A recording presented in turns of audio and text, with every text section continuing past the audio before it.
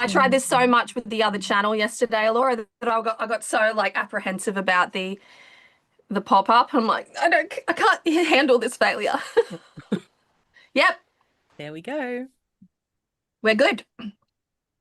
I have so much Tried Mercury this in so my much chart with that the I am other channel often the yesterday. cause. Oh my gosh. Apprehensive about there we go. There's the feedback. All right. Hello, and blessings, everyone. We're going to give you guys a few minutes to join in. We have posted widely about this event. And so, due to many planets in retrograde, this was a difficult one to bring together, as it turns out. Anyway, I'm not sure if you know this. It was Chris that actually picked it up. She was like, the dates are wrong in your post, and I'd posted it everywhere. And I'm like, oh, so I had to go in and like fix 11 different posts on various different platforms. So that's where we're at today. So oh my gosh, I'm so excited. I'm so excited to have Chris-Anne Donnelly, aka Pixie Curio, the creator of a great many prolific decks. Oh my gosh, I'm a little starstruck. We're so excited to have you here, Chris. Say hello to everyone, please.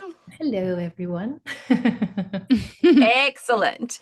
So we're going to launch in, and of course, I'm here with Owlvine and Allorah, my beautiful Spread This Witch's co-hosts, and we are just going to launch into a great little series of questions, and then if we have time, we might sling some cards at the end. Okay, so be prepared, be ready. So, Miss Chris-Anne, we have a special little question for you. If you were a tarot card right now, currently in this stage of your life, what tarot card would you be, archetypally speaking? Can I be two? I would for sure. I feel like I'm really sitting in full energy again. Sorry, my voice is a little off. I'm just getting over a cold, so that's what you're hearing. Yeah, I'm sitting in full energy for sure, but it's not just pure full energy because it feels like I'm kind of cycling around the second time. I feel like I'm in the Fool, so probably it's the Fool with a little bit of Swords energy, like a little bit of hesitancy, a little bit of like really paying attention to the communication. And I don't know exactly which card it is. Maybe a little bit Page of Swords, probably. Oh, Page nice. of together. That's kind of where I Nice. feel like yeah, that feels right. Yeah. Excellent, excellent. I love that you went with a combo there, and thanks for taking us through that. That's really exciting. I do love this question for everyone. Like honestly, for everyone, it's such a great kind of telling question. But let us move into some of our questions that we have for you today because we're very, very excited. So, Same. as a rather prolific creator, designer, artist, and author, we would love to know how your own journey with the tarot and oracle and all other card-based systems began. Like, what was your first introduction to like this beautiful system, and how has your relationship with it changed over the years, especially now that you are a creator and a collaborator in this sphere? So my first love when it came to anything that was kind of mildly tarot-esque was actually the runes. And I started playing with runes when I was about 15 or 16. I actually thought that they were Celtic they were in my aunt's bedroom. My aunt, they live in Nova Scotia. It was all Celtic mythology and this book of runes on her shelf. And I pulled it off and I just assumed because I felt like when I saw them, I was like, oh, I've seen these before. So I started in that space really quickly after that.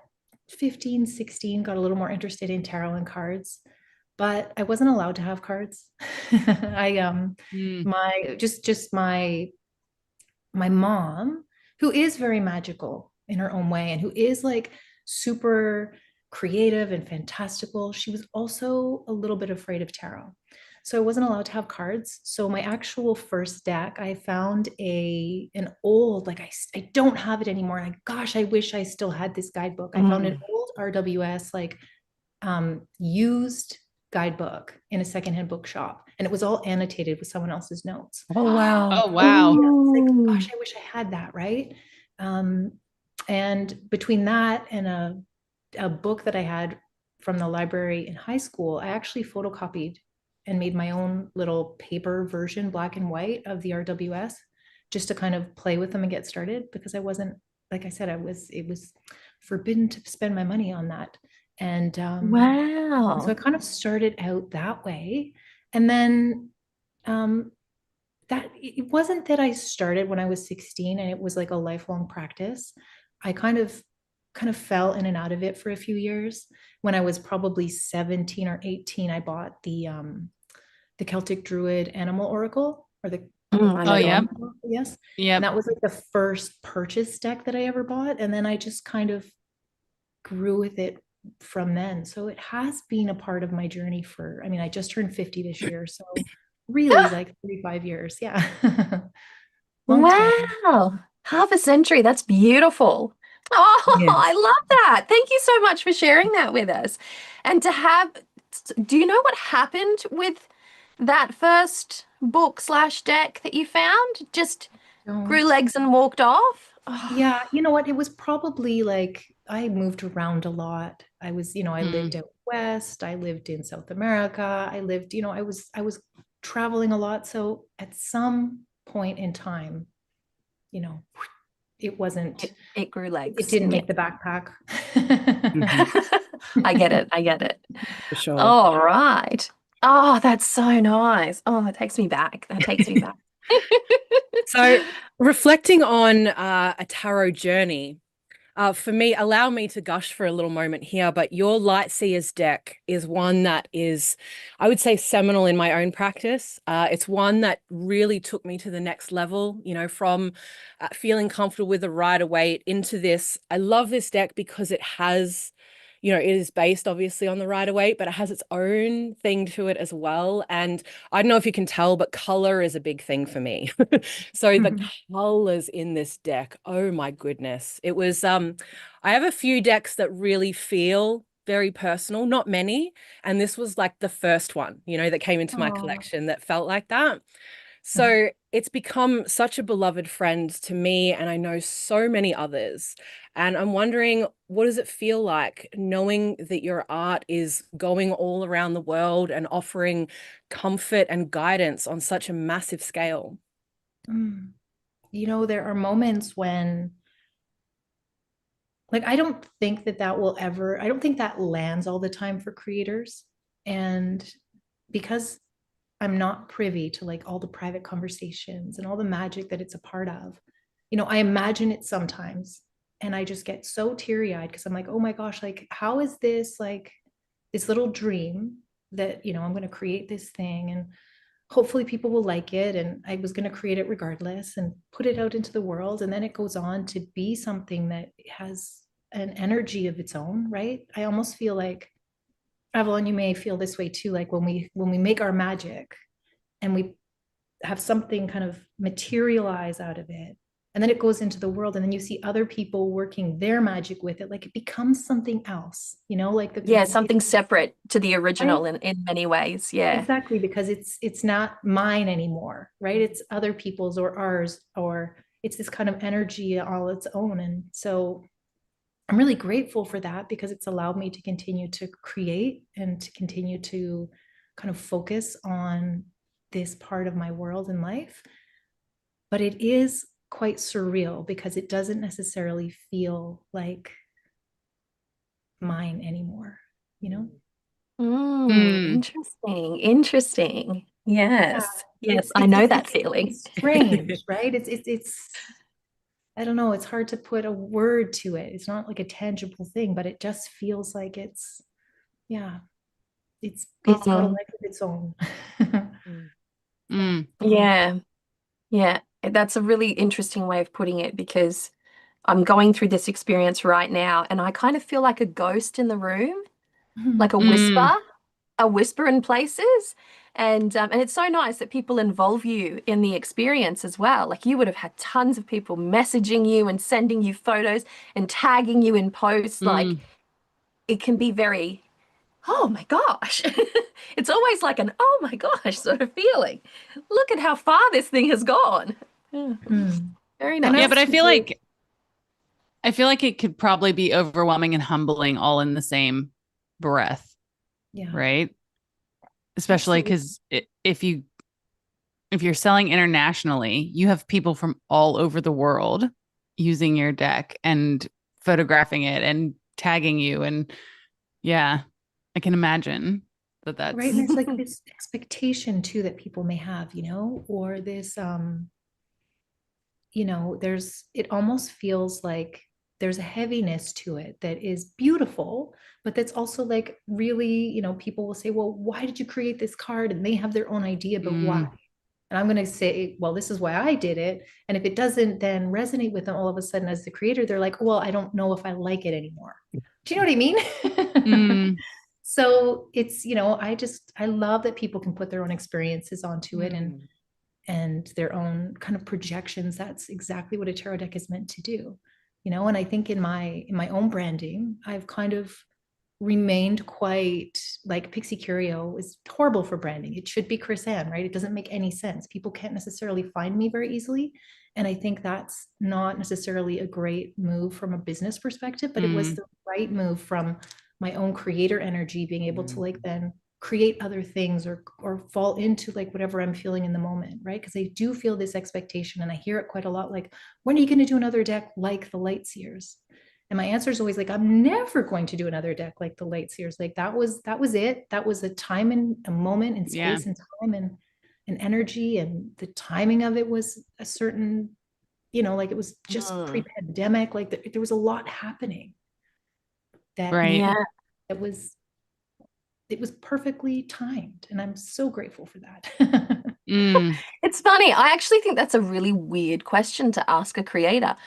Like, most people, they've created something and then they're like, this is done now. I want to try something new and then something new and then something new. Like the flow of creation doesn't just sit in one pond and swim around in the same waters. Like it changes and it transforms, and it's such an interesting, like I get what they're trying, I get what they're asking. Like, I want this same magic. I want this same magic in another deck. And like, yeah, but I also feel like you can't pinpoint magic is all I'm saying. Like you can't pinpoint it. But I also feel like, right, so in that same vein, I feel like as magical practitioners and tarot consumers, right, you got to trust your creators. So if they can create this kind of magic in this particular deck, leave them be, because you don't know what's coming.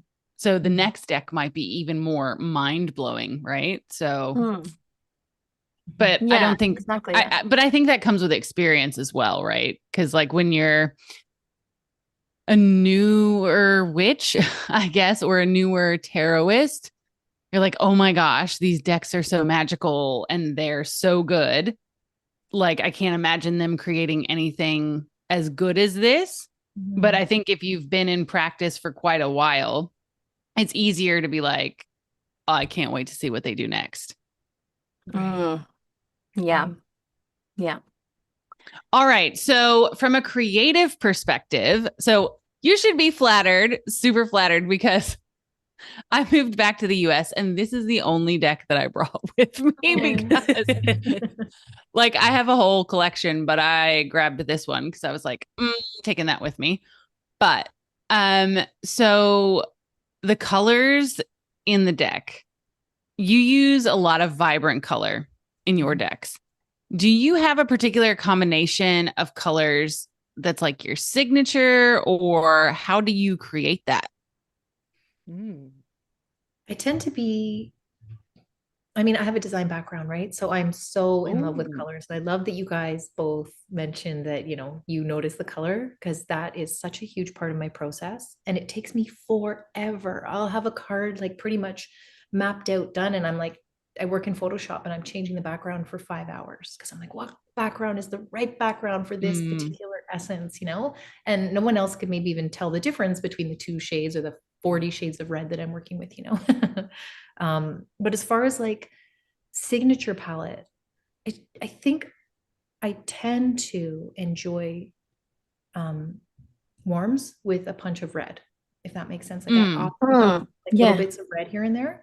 I really like red, and but I also tend towards a warmer palette versus a cooler palette. Even when I'm looking at jewel tones, I like, you know, the warmer purples and the warmer greens. Not always, but that tends to be the case. And as I'm saying that, I'm like, wait, the Muse has like some mango, but also cool tones. So maybe I'm just fickle with color. Maybe I just can't, you know, move around depending on what it is that I'm loving, but there's always little hits of it, you know, little hits of red, or mango and green was more the Muse. So maybe it depends on the deck too, and the energy that the deck is asking of me, you know?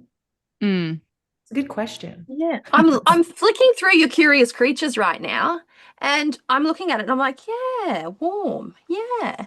Yeah. Well, also look at how she's dressed for this live stream. You're very bright.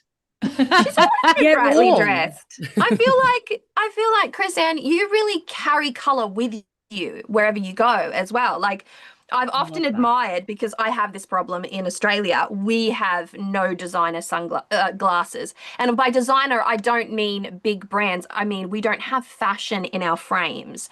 And I feel like everywhere else does. And you're often like, you've got a pair of gray, I think it's like a steely kind of gray, whitish kind of glasses. And I'm like, and it offsets whatever outfit you've put on. And I'm just like, this woman is like a rainbow, like an actual living rainbow. It's such a good vibe. Oh, thank you. It's very difficult. I wish I felt more confident to play with color. I used to, and now I don't. Like, especially in my wardrobe, I always admire Owlvine because of her splash of color. Like everything sort of exudes this purple energy, and I'm like, very bold, very bright. I love it. I love it. Aesthetically, I like looking at it. But then in my own life, hold on. What is your astrology sun sign, Owlvine? Leo sun. And you are Chris-Anne? Virgo. Wow. Okay. That's interesting, because I'm a Virgo and Av's a Taurus, and we both gravitate towards earth tones. I'm not a typical Virgo. I'm really not. Like I'm messy, and but I'm typical in the, like, my brain has everything organized, but I'm like, you know, I can be a total like catastrophe, because I'm often like like, you know, I'm up here, right? Like my brain is up in creative land, up in the ethers a lot, and I'm missing some of the physical stuff, which is so not like Virgoian at all. Yeah, but well, I mean, you also have to take into account like your moon sign, your rising sign. So maybe one of those plays into that. Rising is Virgo. Moon is Gemini. It's the Gemini. It is. It's the Gemini. I love a bit of Gemini energy. Yeah, me too. So I'm Gemini rising, so a little bit of Gemini. Ah, that's nice. Oh, that's really nice. Well, all right then. Let us move on. So we're a bit curious as to your sort of magical process in bringing a deck to life. Like, I know this is different from creator to creator. Everybody has their own process. But like, if we're looking very closely at it, does the imagery ever surprise you? Does it take you by surprise? Does it pop up in your dreams? Like, we just love to know how it is that you shape your ideas and how that magical process sort of like touches your life, because like it comes down to like the most minute details, from where you decide to work on the day, the snacks that you choose to have, like the drink that you choose to have. Like it just, everything is so, it's so part of the process. So we would just love to know about your process, if you wouldn't mind sharing that. Oh, for sure. And it's different depending on the decks. Like the Muse was wild. It just kind of boom, it was there, and it was like image was coming and poetry was coming, and I was just trying to, like, as best I could, to capture it all.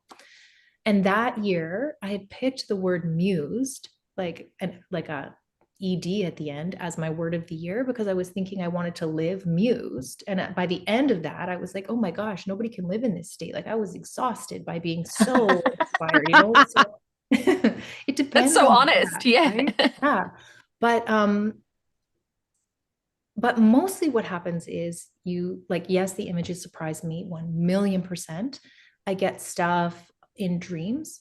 Because I'll go to bed thinking about something, and then, you know, I'll get like little wispy bits in the morning.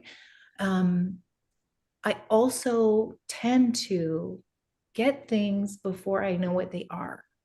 So right now I'm working on a deck that last year I didn't know it was a deck, and I was like getting these images, and I started making all of these different things thinking, oh, I'm going to make like pop-up cards, or I'm going to make this thing, or I'm going to do like, they're totally random things. And, you know, I put a little bit of energy into it, and then nothing panned out because the energy kind of fizzled. And now I'm sitting here now and I'm seeing most of it come full circle, because I'm like, oh, that piece goes here, this goes there. So I get it in bits and pieces. Serendipity will sometimes play a really big role if I'm asking for a specific card. Right now I'm getting cards that they are wildly incompatible with one another, but I'm trusting it because this is what's coming up. Do you know what I mean? Like it's like, well, can I put this kind of fey energy in with goddesses, or in with like magic, or like how does this all work together? And I don't know the answer yet, but I'm getting these bits and pieces that are saying this, I'm a part of this. Wow. So it's kind That's of excellent. listening, an exercise in listening. And at the end, I'll have to do like it kind of an audit and be like, okay, this one really doesn't work. But I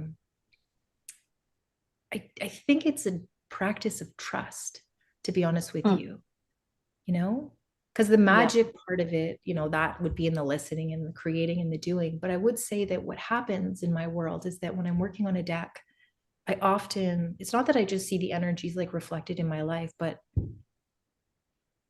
I suppose in a way, and I've always been this way, but I've not necessarily seen it. I go into these kinds of like rabbit holes of creation, and that becomes my whole existence. And I almost kind of start to, in a way, work with those energies magically, creatively, and so it sounds so eccentric is what I'm thinking. I'm like, you know, because it sounds like this wildly eccentric creative process. And maybe in some ways it is, because you start to embody some of the characters, or some of the, like, you know, maybe because I express myself in a lot of different ways, right? Maybe it's dance, and I'm getting this energy and I can't quite get it into paper. So I feel like I need to dance it out, and then I'll understand it more.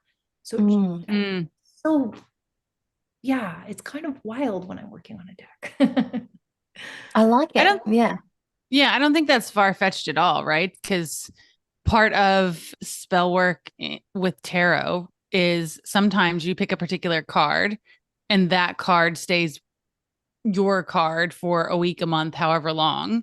Right. And then things in your life start to reflect that particular card. So I don't think that's odd at all or eccentric. Like, I feel like that's normal for witches. Normal for the weirdos. Yeah. Yeah. We're all weirdos here. Perfect. So yeah, you guys get it. I just end up being like whisked away by all these different energies, and, you know, it can be really fun.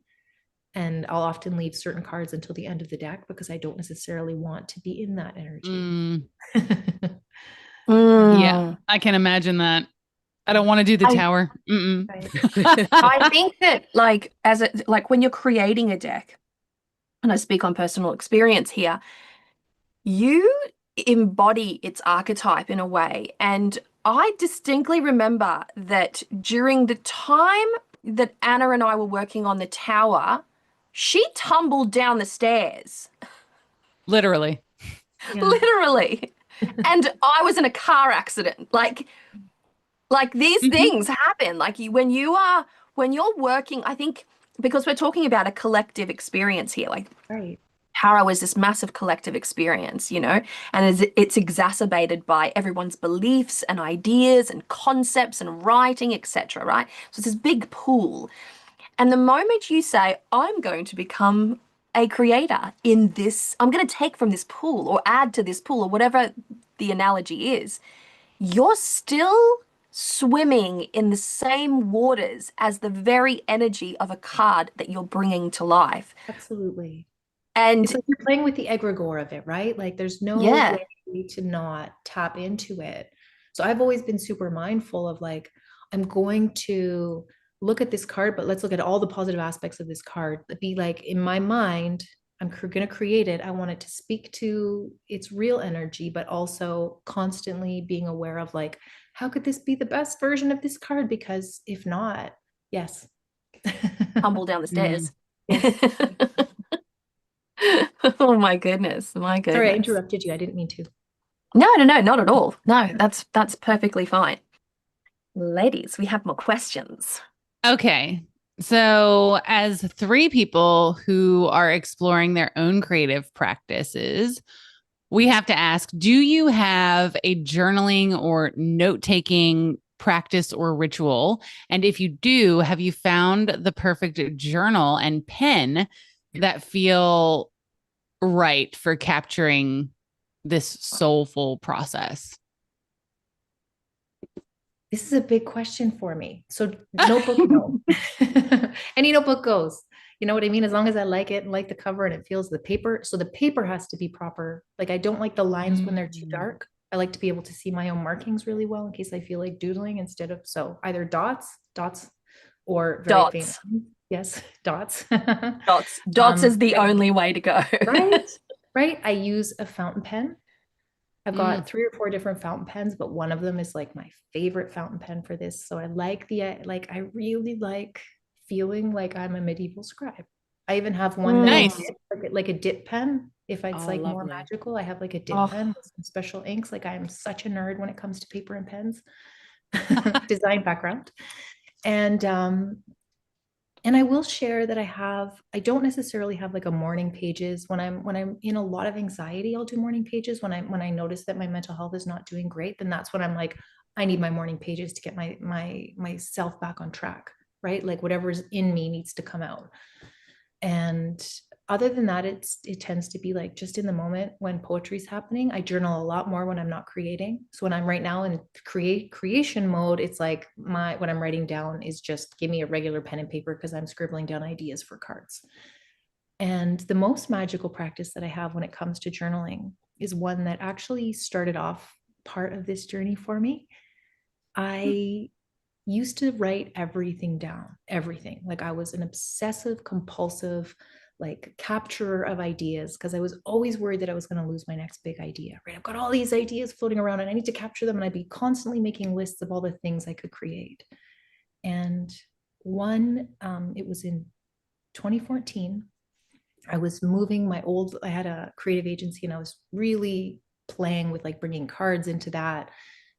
Bringing cards into the business strategy sessions and like, how could I blend this? And I'd been doing that for a few years. I really wanted to transition my business even more. And it was December 1st, 2014. I remember this very well because it was such a moment where I was scribbling down these ideas. How can I transition my business? And I heard so loudly from the Muse, like, stop writing everything down until Yule. And I thought like, I was writing everything down like daily, all the time, everywhere, notebooks, papers, like backs of napkins. And it scared me. The idea of like, what do you mean I'm gonna not write everything down? Like stop writing everything, list everything. Yes, that was the directive was like, do not write anything anymore at all. So I was like, okay, I did it for, the month of December. And I remember on Yule or like just shortly afterwards, I started like, okay, I'm going to write again. And what I wrote down was, you are going to create an oracle deck for business and help people to feel inspired, which is the Sacred Creators, which was the first thing I did. So it was like that worry that I was going to lose these ideas that I was constantly capturing actually turned into the one that made the most sense for me. The one that like I really wanted to do stayed in my like conscious mind. kind of like it rose to the surface. And so a practice that I do in December now, since then, is that on December 1st, I stop journaling and I stop writing everything down. And I just, if I want to look at old journals, I can that month. And that gives me like this whole beast of fodder to work with in January. You know? Nice. That's beautiful. I have to say, your Sacred Creators, it was obviously the first deck. It was the first deck. You kindly sent that to me. And it was ironic because I had a session. At the time, I was in a little group with some of my best friends, and we were studying through the Order of Bards, Ovates, and Druids. So we were doing our bardic grade, and I'm sitting there. And I recall saying it was a vivid moment because there was a reaction to this. And I said, if I ever create a tarot deck, it is going to be called the Bone, Stone, and Earthflesh Tarot, because we'd read something in the work that really inspired the name. Then it felt like I had this idea, like I could feel a deck wanting to come up through me. And my beautiful best friend here, who's also an artist and a surface pattern designer and a children's book illustrator, she says to me, did you know that Pixie Curio has released the Sacred Creators Oracle? I think you need this deck. And lo and behold, I received it in the mail 24 hours after she mentioned it to me. And I'm like, there's medicine in this. So I sat with this deck and I became quite dedicated to this quiet process. It wasn't something that I ever shared because it had such a visceral effect on me. And I was like, oh, I see the tarot in this. I see the archetype in this. I see this. I don't know. I just felt the language of this deck so beautifully through me, and it helped me to shift so much through all of this. I didn't even know I had hesitation. I didn't know that I had any blocks. I simply thought, like I always do, I'm going to do this one day. And then it sort of lingers in the back of my mind until it finally comes to pass. This deck, this beautiful Sacred Creators deck, it facilitated just getting it out of me in a way.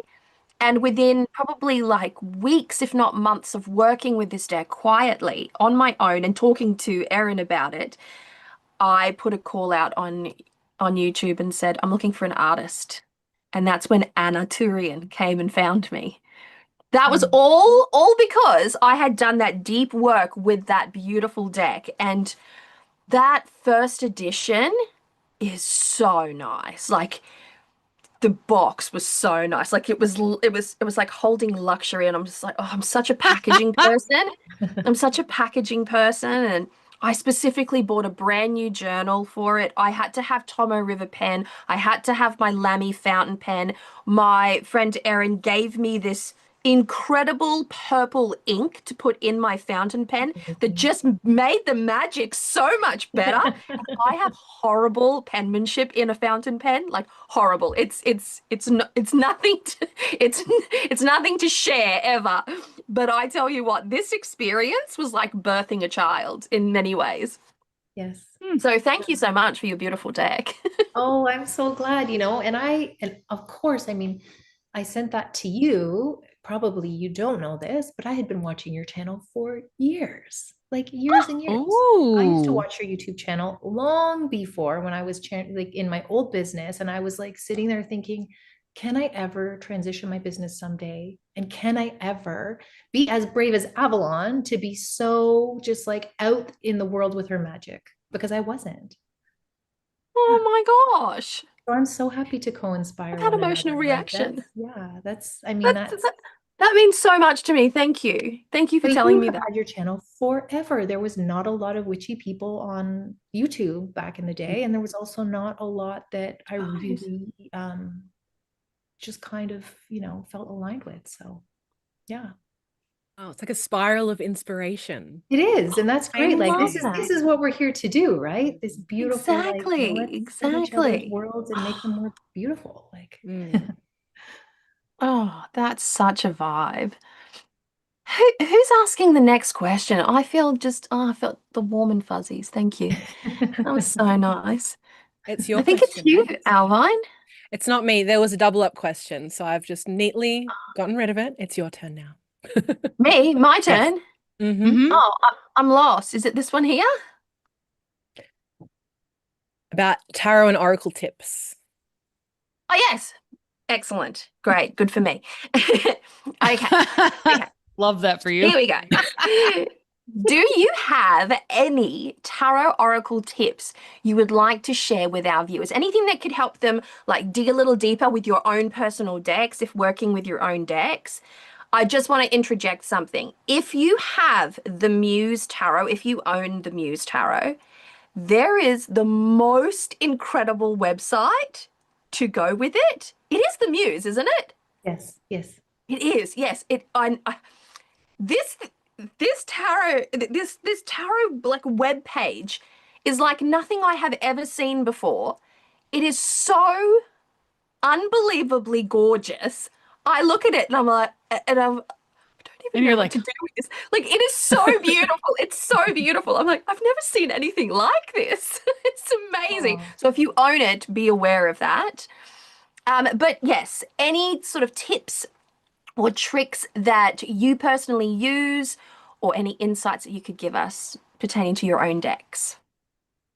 So for beginners, like I always suggest, and this is nothing new, but if you're brand new and you're kind of starting out and you happen upon this video, one of the things I always suggest is whenever you pull a card, regardless of what deck you're looking for, we're working with, you don't go directly to the guidebook. But just spend some time looking at the card, like trying to figure out what it reminds you of. If it reminds you of something in your past, if there's a story there, if it reminds you of someone in your life, a memory, a favorite actor, and what was the movie about, whatever it is.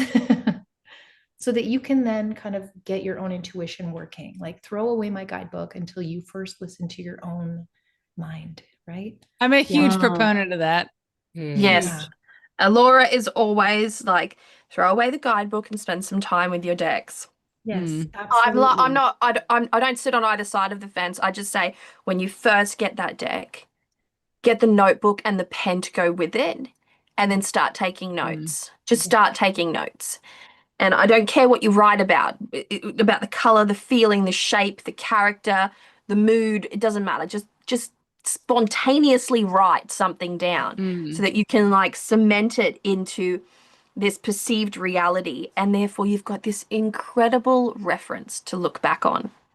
Yeah, exactly. Yeah, and I also think though that so while I am a proponent of don't look at the guidebook when you start, I think that it is absolutely paramount that you keep the guidebook so that once you start using it and you have your own intuition rolling, you can go back and look at what the author of the deck meant, right? Because all these decks exist for a reason, because everyone's different. Every creator's different. Every author's different.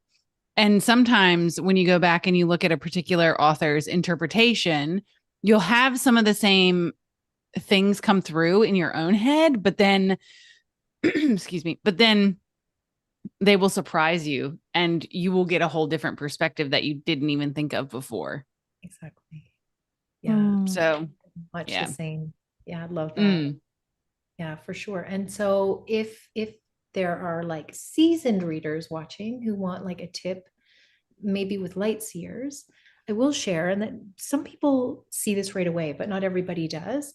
There's these little dots on the cards that kind of link up to one another if you are laying out cards. And especially if you're reading kind of in a story fashion where you're pulling a few cards and you lay them side by side, there's these little energy dots, or you can kind of play with that in a way that will push your reading a little bit farther. Yes. Okay, hold Holy on. shit, this is amazing. I'm looking at it. I'm like, oh my God, I never saw this before. Holy moly! I love that. What a gorgeous detail.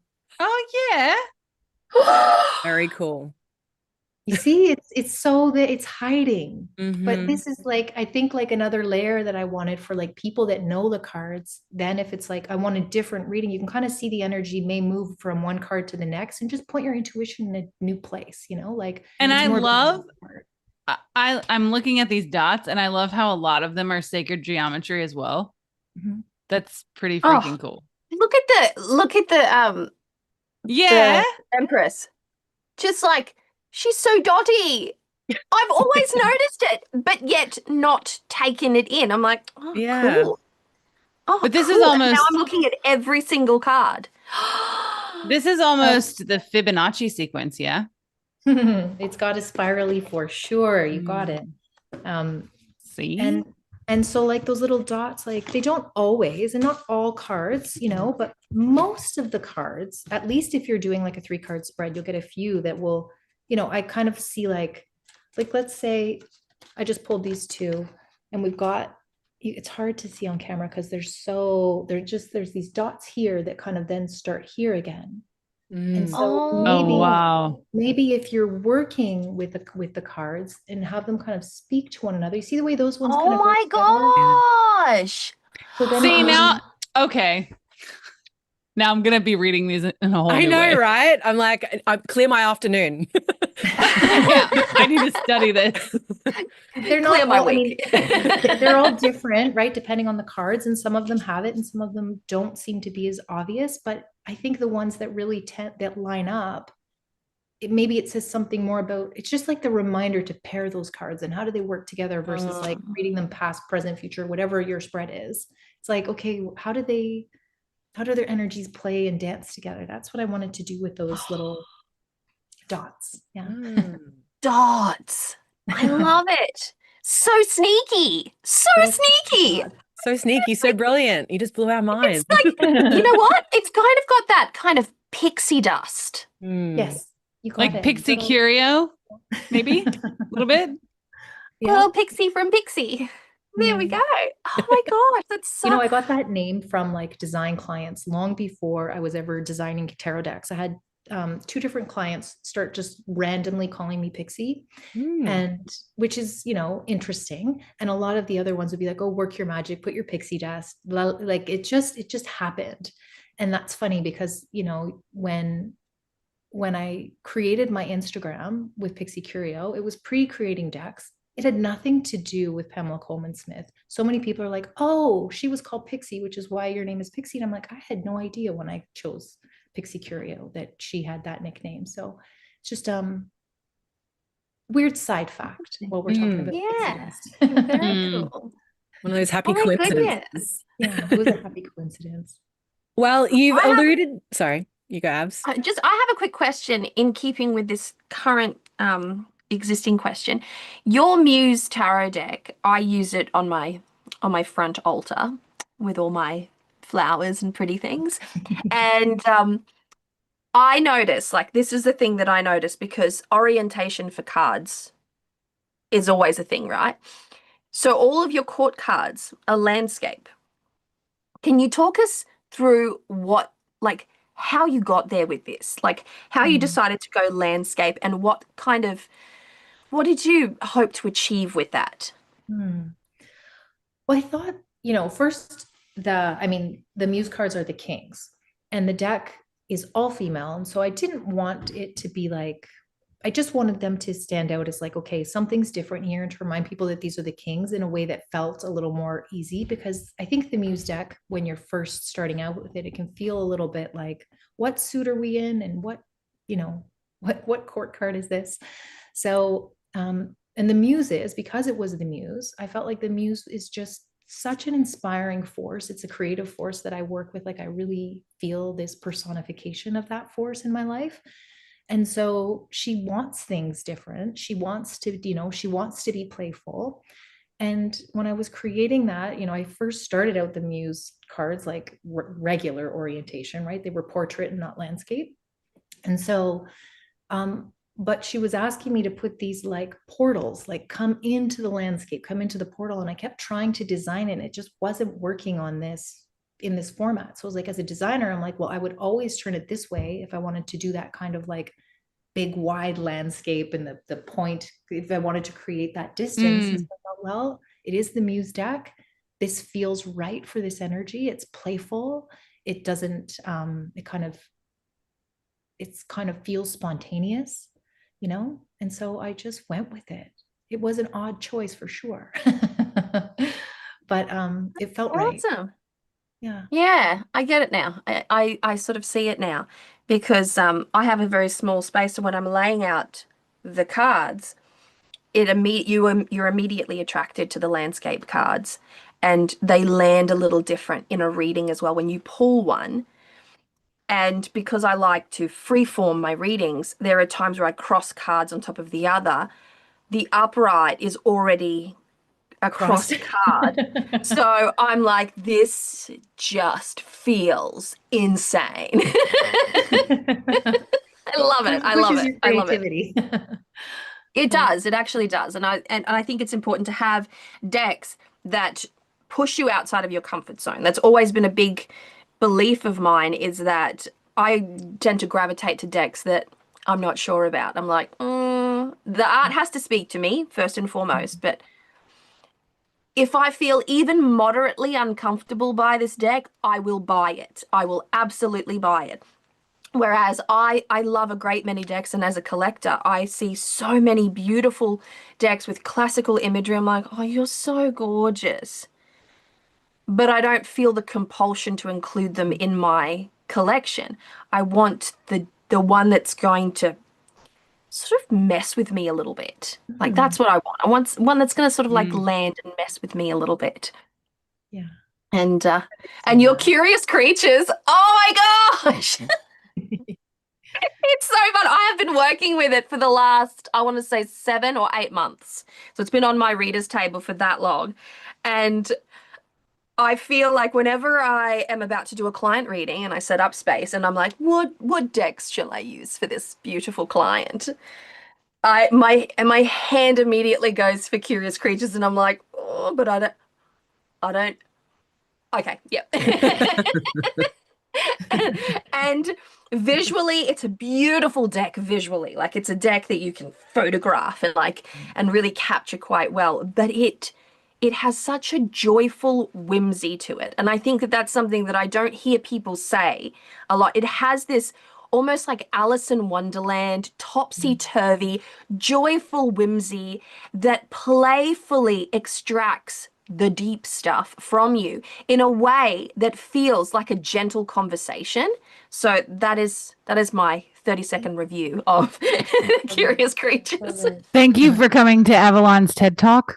I know I'm so grateful because that deck honestly has it is the deck I would say of all of them that is the most mixed reviews, right? Where people either really enjoy working with it or they get it or they love that whimsical, playful energy. And other people are like, I don't get it at all. You know, they just, the humanimals, they're like, why? Like some people just don't understand that energy, which is great because not every deck is for every person, but it was from a space Exactly. of like playful joy that I did create that deck. So I'm so glad that it transmitted its way through the cards. And I also think this is a great segue into mothers and fathers. Read to your children, please. Just read to them because that whimsy comes from somewhere. It does. And I was fortunate enough to grow up with readers in my family and beautiful picture books, and the imagination is there because I think of this experience. Yes. And so yes, I do believe it doesn't land with everyone, but it could. It could. Yeah. And you know, I really actually think like what the deck that I'm working with right now feels like it has some of that curious creatures energy, but it's not exactly the same, but it definitely has that kind of whimsy. And I actually believe that right now, even like culturally, globally, we are in such desperate need of joy and whimsy and permission to use the imagination and permission to kind of step into the wonder and the awe and the mystery of it all. That, you know, I'm pretty sure that's why I feel called to like create another deck right now. I haven't created a deck in 5 years. And Has it been that long? Yeah. Wow. Yeah. Well, this is my I was going to say this is a great segue into our next question. It is. Owlvine. We would love to know if you're working on anything exciting right now, and you have dropped a few hints. So if there's anything more you'd love to share with us, please do. So I feel like there are different energies coming through in my creative space right now. There's definitely a new deck that I said forever, I'm not doing a new deck. I'm not doing a new deck. I took some time off. Actually, I went to acupuncture school. Like I went and did acupuncture as like a side, like just going to go do this thing and learn this thing for a few years, because it was all a lot. We talked about, this kind of like rush of eyeballs on your work and all of the energy of everyone else versus the little creator in me that just wants to create what she wants to create. And so I had to take some time away, and coming back, I feel like there's a maturity that I've kind of gained, but also it is this like, oh, I have this angst in me again that I haven't felt in so long, to put something out that is, really can help people to tap into that like imaginative joy and spark that, anyways, that's a a really long way to say, yes, I'm working on a deck. That's what it feels like to me. That's the energy, the like, let's go somewhere with our magic and our minds and our imagination that isn't what we're currently all co-creating. And so how can I seed that, right? I can seed that in with my creative work. That's the best way I know how. So I actually have I have a few like printouts if you want to see. Yes. I haven't shared them anywhere. I'm just really afraid to share in social media right now. This is a little different because it's smaller, but like in a format where people can like take it, AI it, and get it to print. Then we're set. We're ready. So what are you going to show us? I'm not sure. You know what? I'm going to share. And these may change, right? These may change, but this is this is kind of the energy that I'm working with. Oh my God, it's Storybook. It's so cute. She's beautiful. That's kind of the, that's the feeling and the vibe that I'm just like being called to draw out in the cards. So oh my goodness. This is so poignant too, right? Because with the state of the world the way it is, it's like we've lost that inner child. Like everybody's so anxious and angry and fed up with the way everything is, that nobody's really embracing their inner child anymore. So that's really cool. And I think people are afraid to, I saw something today about like the way it was a post about fantasy authors and the way fantasy authors should be more like academic and stop being so, and it's like we're becoming so like, you have critical. To stay in your lane, critical. It has to be perfect. And I'm like, it's fantasy. Like, please, all of the fantasy authors, take the mythology, mix it up, make them hot and sexy, make them however, you know what I mean? Do what you need to do. Creative. It's fantasy, right? So it's, so I just like, just as like I feel like we need to tap into like this new possibility, and how do we do that best? But like going to some of our innermost knowing, which comes from that childlike wonder and that childlike trust and the faith that things are going to be okay, and the faith in our magic and in the faith in, so I'm playing in that energy and it feels great. I'm not sure exactly how it's all going to roll out, as I was working on my priestess today, and I'm like, okay, this is like, it's because they're not all with children. So I'm not, I'm struggling with like what parts are what, but it's, but it feels good to be in that creative, questioning of what can I do today that hopefully will help the most people tomorrow. It's a really big question. Definitely. Yeah. Can I be sneaky? Do you have any others that you can show us? I'm very excited. You know what? I can have one that I'm going to show you one that I know is going to change. Okay. Yeah. So that was oh my gosh. That was my is that your Wheel of Time? Yeah, it's the Wheel of Fortune. Wheel of Time. Why does Wheel of Time? No. Wheel of Time. No. Wrong brain, Yeah. not books. Time, yes. But if you look at the clock, they're all 11s. So I kind of like that. Oh, Oh, I did wow. look at that. I was like, oh my gosh. I'll why probably does keep that- that detail. Why does that remind me of Marie Antoinette? Oh, for sure. It's the vibe. It's the right Yeah. timing, right? I think the top portion has to change because I'm not in love with, like, I like so this is like one that, it's gotten this far. I think this part somehow, I'm not sure about this part of the card. Yeah. That's a part I I know. like The rest of it, the right? clock. I like the concept of it though. It's such a Mm. cool, unique. Oh, it's tasty. So I'm playing And with that's that sort of energy. Yeah. I was going to say that's like a really interesting take on the Wheel of Fortune as well, because the way that you've interpreted it is that there's no wrong time. Right. Yeah. Mhm. That's Well, because I pretty fully freaking cool. believe that the Wheel of Fortune is like, there's this idea of fate and destiny all wrapped up in it. And yeah, sure, we have these moments of ups and downs and fates and top of the wheel, bottom of the wheel, but also I think it's the wheel that doles out serendipity and synchronicity so that we notice it. Because we're Yeah, for different, sure. So it's kind of she's just the spreader of serendipity, Nice. Mm, I that's also really think cool. that when we're talking like when we're looking closely at the Wheel of Fortune, it's always like I find it an active card in when it's laid out in front of me, when I pull it, when it appears for my own readings, I consider that to be an invitation to take action because the winds have shifted. Whether or not they're favorable or unfavorable is yet to be determined. I shall only know if I join the pilgrimage or become the adventurer or take action in some capacity to really like play around with that shift of energy. And so, I like that one. Oh, I love your decks. I love your creativity, Chris-Anne. You can do no wrong. I have loved all of your decks in various different ways. Thank you. You That's really the have an support. eye for like creating art that connects with people. Aw, And thank an you. ability to tap into the collective consciousness in what needs to be put into the world in the form of tarot and oracle, which I think is really, really cool. I feel like I'm super late on this one. This idea, I first pitched it to Hay House in 2020 with Curious Creatures. Oh, in 2019.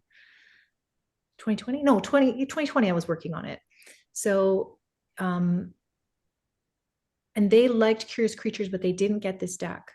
They didn't like it, or maybe I pitched it wrong, or maybe we just weren't in the right timing of it all, And so, I kind of felt like it wasn't the right deck to put out. Now I feel like it needs to be out now. Yeah. So, you learn, I'm learning as I go to kind of like what matters to me, what I feel, that's going to hit for some people, not everyone, and that's okay. And but there is definitely this fear of like, you do something like Light Seers. Well, I feel like I sometimes watch these documentaries where artists are like, they have their one hit wonder, and then they're like, oh, and they're so worried that nothing else is going to be ever as good or as successful. But all I can do is create from where I'm at and hope that other people are here with me. Yeah, and then Absolutely. it also depends on your definition of success, right? Exactly. So Yeah, you got it. yeah, for sure. Oh gosh. Right? I love that you're working on a new deck. I was one of the obnoxious people going, maybe a new deck? Like in your Instagram post, I'm like, is that too bold? Is that too pushy? No. Like, oh my gosh, it's been a I take it from minute. you. You're working on a new deck too, so you have full right to be like, okay, come on. Yes, we were just fixing a bald woman. Oh Lord. Like, oh my gosh. The creative process is ridiculous. What I is. like yesterday, I don't love today. That's the Oh, yeah. problem. Oh, that's me.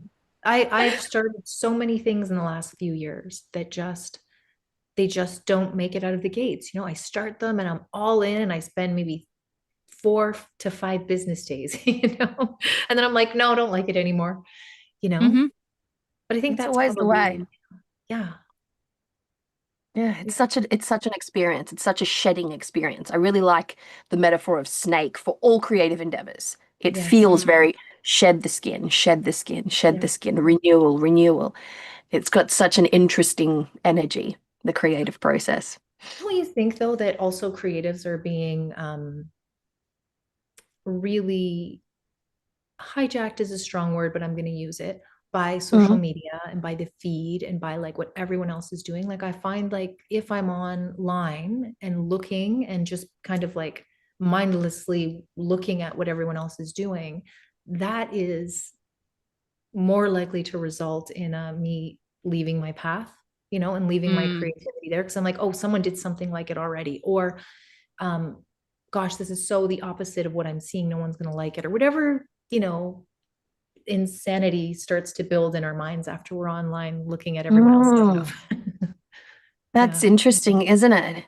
Like I remember this experience that Anna and I had with the Bone Stone, where we'd been streaming for live streaming for maybe 3 hours. We used to have these epic long bashes, right?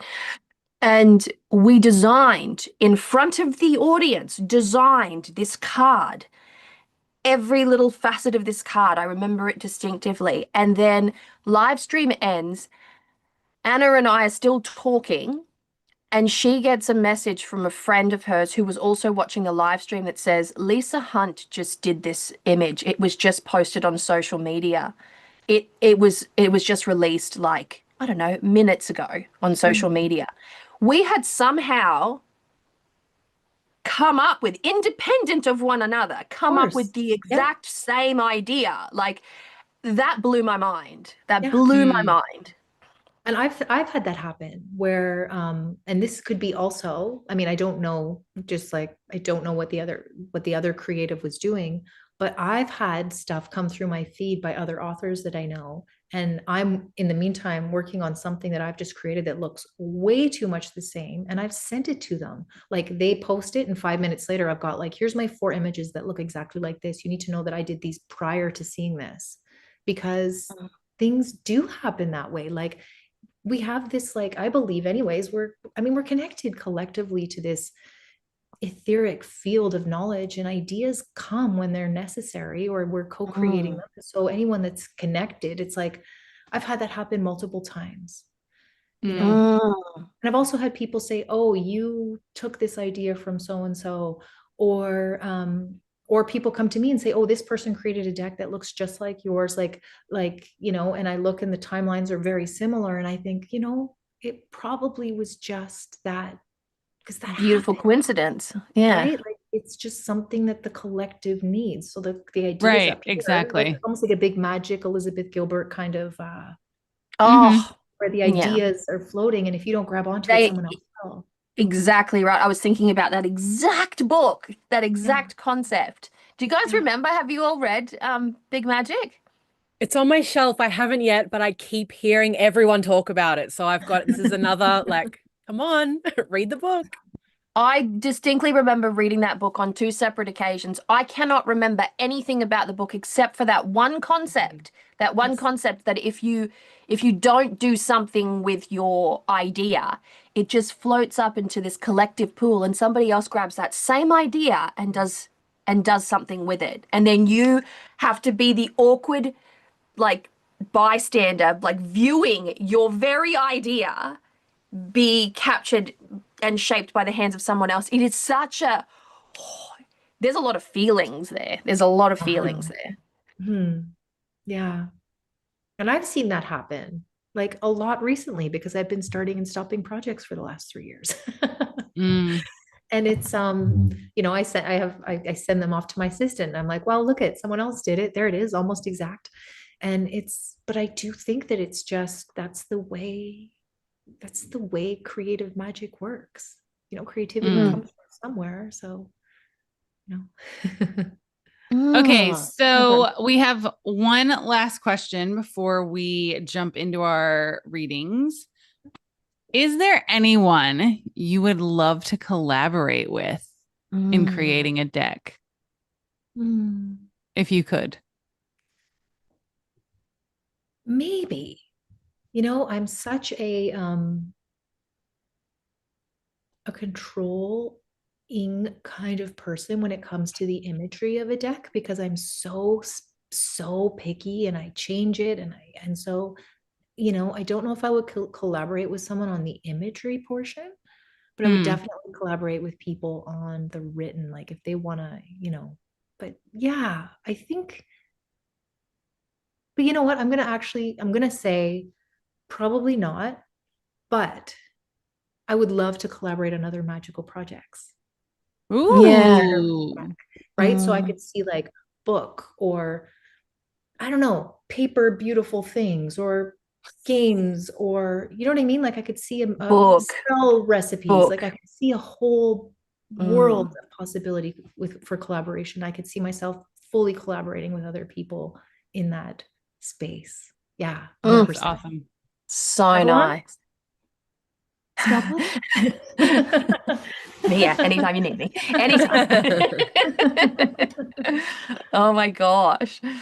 I'm going to release this tiny little bit of information now, and don't come for me, anyone, because I don't have any more details. But I'm close to signing a contract with my publisher for a book in the witchcraft sphere. So this is another creative adventure that I'm on.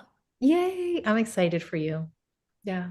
But we're not signing it before Mercury retrograde ends. We've already discussed this. No, I didn't sign mine for Hay House either. My first contract they sent me during Mercury retrograde, and I was like, I'm not signing it. And they were like, oh, you're serious? And I'm like, yeah, yes.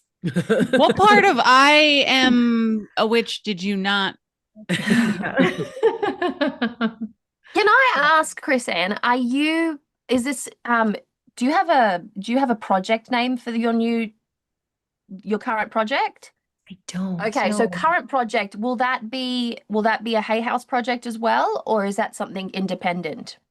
Yeah, I don't know. Like, of course, you know, I will share it with them. That's kind of just part of the, you know, like let them know what I'm doing. But I feel like I probably want to do one round indie first, just because like I love the packaging. I maybe want some, you know, colored edges. I want the right box. And I really miss that with Curious Creatures, because it went direct to the publisher. And that was the first time that I had done that, where I just created it, sent it to them. It was a great experience, but there are things about it I would change had I had more time. Like if I had done it on my own, there's a few cards I would have changed the color, the contrast a bit. And I would have done the guidebook would have been more robust. And so I feel like maybe this is a time for me to do indie first, and then them. You are game. You are so game. I just want to do it my way first, you know, and not. And that's absolutely understandable. That is, you know, have complete and total control. Yes. Complete control. Yeah. And that's the beautiful thing. I look at my bone stone, and I love both editions. Yes. But that first edition is 100% me. 100% me. And Anna. Yeah, exactly. And then there's also this like interesting thing that happens when I was doing even Curious Creatures, because it's kind of an odd, eccentric, quirky kind of deck, that I start to think like, well, what does their audience want? And that's, you know, that's on me. It's because I worked I was a client, like I worked as a designer for clients forever. So I kind of, when I treat them like a client, it stops being my own like energy. And so if I do it just for me, then I know that it becomes, this is me. And then any changes they have to make, because they make changes, you know, they take out words. They're like, no, we don't want this. We want that. They don't do too much, but it also just makes, I mean, they've been great. Like, I don't want to sound like they're controlling in any way. It's just, this is me being a perfectionist designer, wanting to like please them. And that's a really weird position to be in. So I don't want to put myself in that position. So I need to do it for just me, you know? Yeah, I understand that. That's, I love that. I love that. Okay. So I need to raise my hand and excuse myself for a moment. I have got to go to the toilet. Sorry. Go for it, babe. Okay, I'll be back. I think we should shuffle our decks. Now, Chris, we usually do a little card slinging for our viewers at around this time. So, I mean, whichever deck, I've got to say, I've just got to ask, okay, because I have children and my children consume a lot of TikTok. For the time being, they're going to put in a ban for social media for children in Australia at the end of this year. So there's no way around it. Like you can't sort of get by it. But I am now on these same platforms, voraciously on these platforms, and I'm looking at all the things in sort of like the areas that I'm interested in. And obviously, I follow a lot of tarot stuff and a lot of tarot creators. And I've got to say, without a doubt, there was 2 nights ago, I was scrolling tarot on TikTok and I was looking for something. I was waiting for something to present itself to me, either to confirm a bias of mine. I can't quite remember what it was, but I was like, yes, yes. I was essentially, I wouldn't call this doom scrolling because I was 100% aware of what I was doing. I'm like, not here, not here, not here.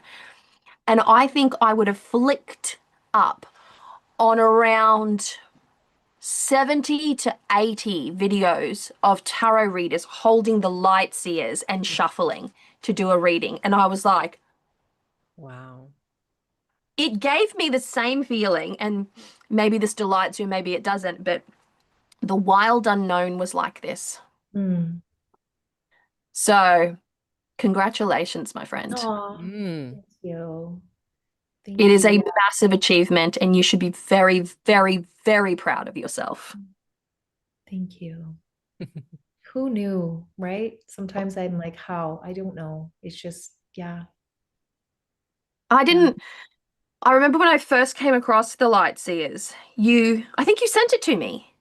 Mm. And I bought the little tin for my birthday this year because I wanted Aw. something for my bag. Yep. And I like to carry the tinned versions of decks in my handbag. So, and I remember looking at this deck, and I like to like feel it all. And it just reminded me of, I'm not sure if you've ever been to Australia. Have you? I haven't. No, I'd love to go. There is this beautiful coastal town in northern New South Wales called Byron Bay. It is just a creative hub. Well, it was. I haven't been there in a long time, so I don't want to paint the picture. But I had gone there for music festivals, like these epic blues and roots music festivals where hundreds of thousands of people would attend, kind of vibe. And everyone was so eccentric and eclectic, and it was all very colorful. And because of that, it as soon as I looked at the Light Seers, I went, oh, you're my Byron Bay deck. It just captured that experience for me really nicely. And I think I just wonder how other people like handle their decks. I want to know that. I want to know that reader to deck kind of relationship. Mm. I think it's a really interesting kind of Like if it reminds you of process. a place or like an energy. When it really anchors into, and it can really capture that it's either a memory or an idea or a concept or a thought. Like it's such a beautiful experience. Yes. And I think it helps to deepen the relationship that you have with a deck because it has triggered either that memory or that concept in your mind in some way. And yeah, and the fact, like, this is why I'm saying this, is because your deck is, like, the Light Seers is prolific now. It is everywhere, everywhere. Every new tarot reader has it in their hands. They don't even know what to do with it yet, but they have it in their hands. And I love to watch the way in which people read their cards, like the interpretations. None of my business. I just enjoy watching people interpret the cards. And from Light Seer user to Light Seer user to Light Seer user, no one does it the same. Right. So it's a strongly creative, eclectic experience with that deck. So I feel like I should go grab my bone stone is what I feel like I should do. Oh.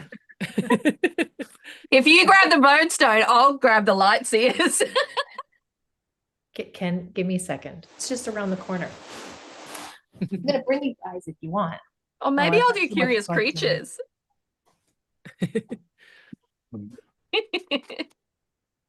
What are you working with, Owlvine? I'm going to go the everyday enchantment, which I think is what I used last time, actually. You did. I was thinking light seers, but I thought someone else is going to be using light seers today, so I'll go with this one. I think Allorah. Laura. Oh, she's only got. Oh no, she's got the true black now. I was Yeah. going to say she would only have the one deck with her, Mm. but she got given by her sweetie. She did. We saw that one last time. I know, it's so pretty. Mm. All right. There it I got it. is. Oh my gosh, the original. Yeah. Ah, The old school bone stone. And I'm glad it was down here. I've got like this thing of decks down here and more upstairs, and you know how it goes. oh, I know how it goes. But it feels fitting. This is our first live together. I know. I'm going to use curious creatures because I love this deck so much. It's so, I think it speaks to the exact archetype of mother that I have with my children. I have this very particular gibberish language that I speak with my kids, and I've been doing it since they were born. And now they speak this weird made up gibberish language in public. And I'm like, I have invented my own language. And that's that kind of that playful, whimsical, like driving up I have a very bumpy driveway, and I recently realized spring is here, and Owlvine knows full well about this little story.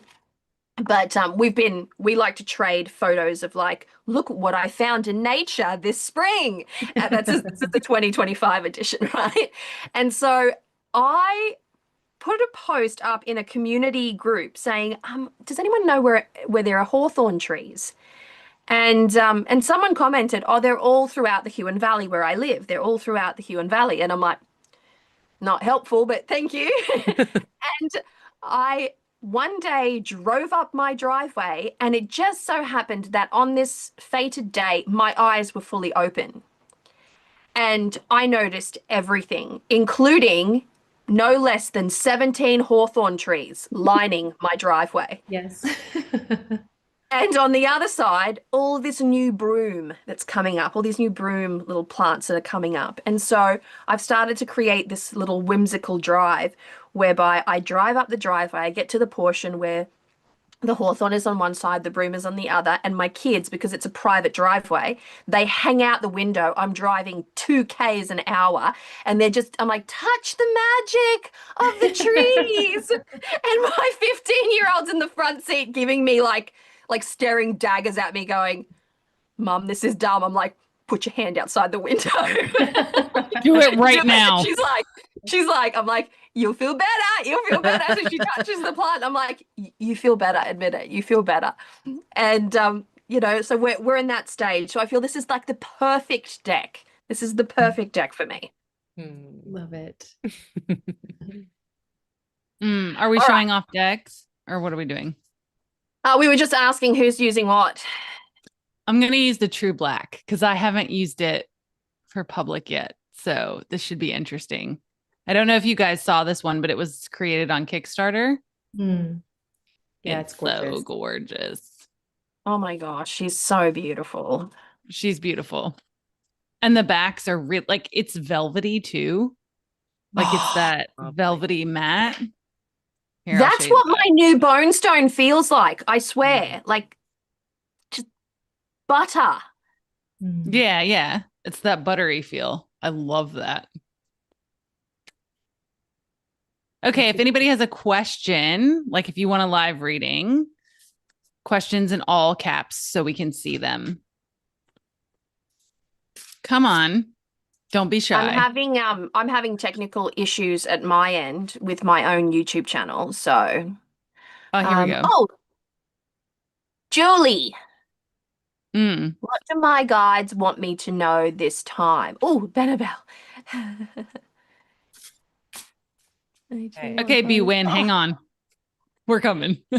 Annabelle's here. Hi. Oh, Miss you. ooh. I might have the end card. Okay.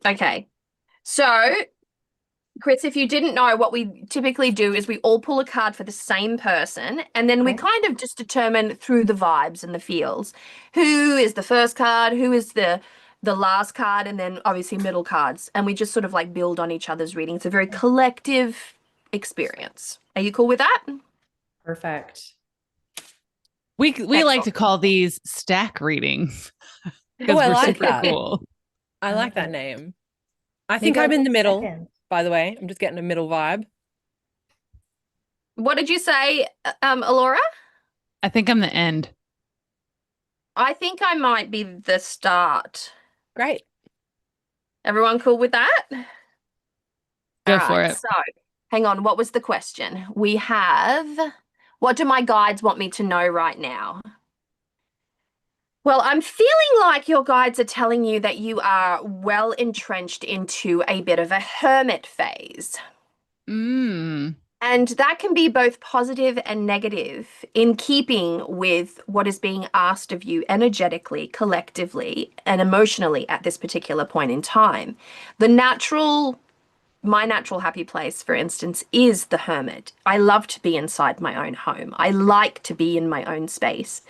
And it is often said that I get a little too much of that. So just maybe, I'm starting to feel like this could be a time where you kind of shift out of this more introverted, quiet, perceptive, observant phase and begin to take slow but deliberate action. Mm. Ooh, what do you have? The Ooh. 8 of Cups from Avalon's Bones. I love this card. This is like my favorite on that deck. So beautiful. Oh. And, 8 of Cups tends to be about walking away and letting go of old stories and old ideas. But I'm getting the sense that for your reading particularly, there's really something about taking your roots with you. Something about taking it's either memories or ancestral wisdom or traditions, something about taking your roots with you as you walk away. So it's not like you're actually ever going to leave everything. You're always going to bring you, but there's also something really poignant about, knowing which parts of the past you want to bring along. That's really beautiful. Very interesting. So I got the 4 of Wands here for you. Yeah. Now, this came out reversed, and I'm feeling like this card is calling you to, let me stumble through this. It's like a call to seek inner joy. It's a call to maybe become more aware of those smaller, joyful things, the things already in your world, right? The things that maybe aren't so big and glamorous, but I'm almost feeling like a call into gratitude, I guess would be the word. But really seeing what's already there. That's what I'm feeling for this card. I think there's something within here that needs to like click into place. And there's then something else for you. Like there is the going out beyond self. So I know this is quite like, but that's what I'm feeling. So seek the joy within, removing anything that's not for you, right? So anything that's not serving you anymore, get rid of it. We're on the dark moon today, so now is the time. And I think there is like a lot of beauty here that's like a quiet beauty, something you haven't seen yet. I hope that makes sense. I love that because I'm the end card. And so I got the sun, right? Oh. Perfect. So, okay. So in taking the advice of the other cards and especially what Owlvine just said, right? So our consciousness, what we think internally creates our external world. So in creating that gratitude, in getting out of hermit mode, in taking your roots with you and walking away from things that no longer serve you, you're going to see a return on investment reflected in your physical, practical, tangible world, if you will. This is the light at the end of the tunnel, the joy that's going to come from inside that reflects outside. So it's a good reading all in all. So if you do the work, this is where you'll go, if that makes sense. Nice. Nice. I Oh, like that. Was so good. We're so good. Well done, everyone. Well done. Benabel is the next. Yeah, Benabel is the next one. So she says, channeling the spirit of Mother Nature, what guidance or message does she have for our collective at this moment? Ooh. All right, Mother Nature, what you got? Mm.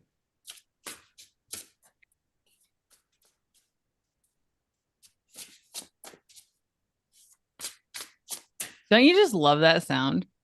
Yes. Oh, it's such a good sound.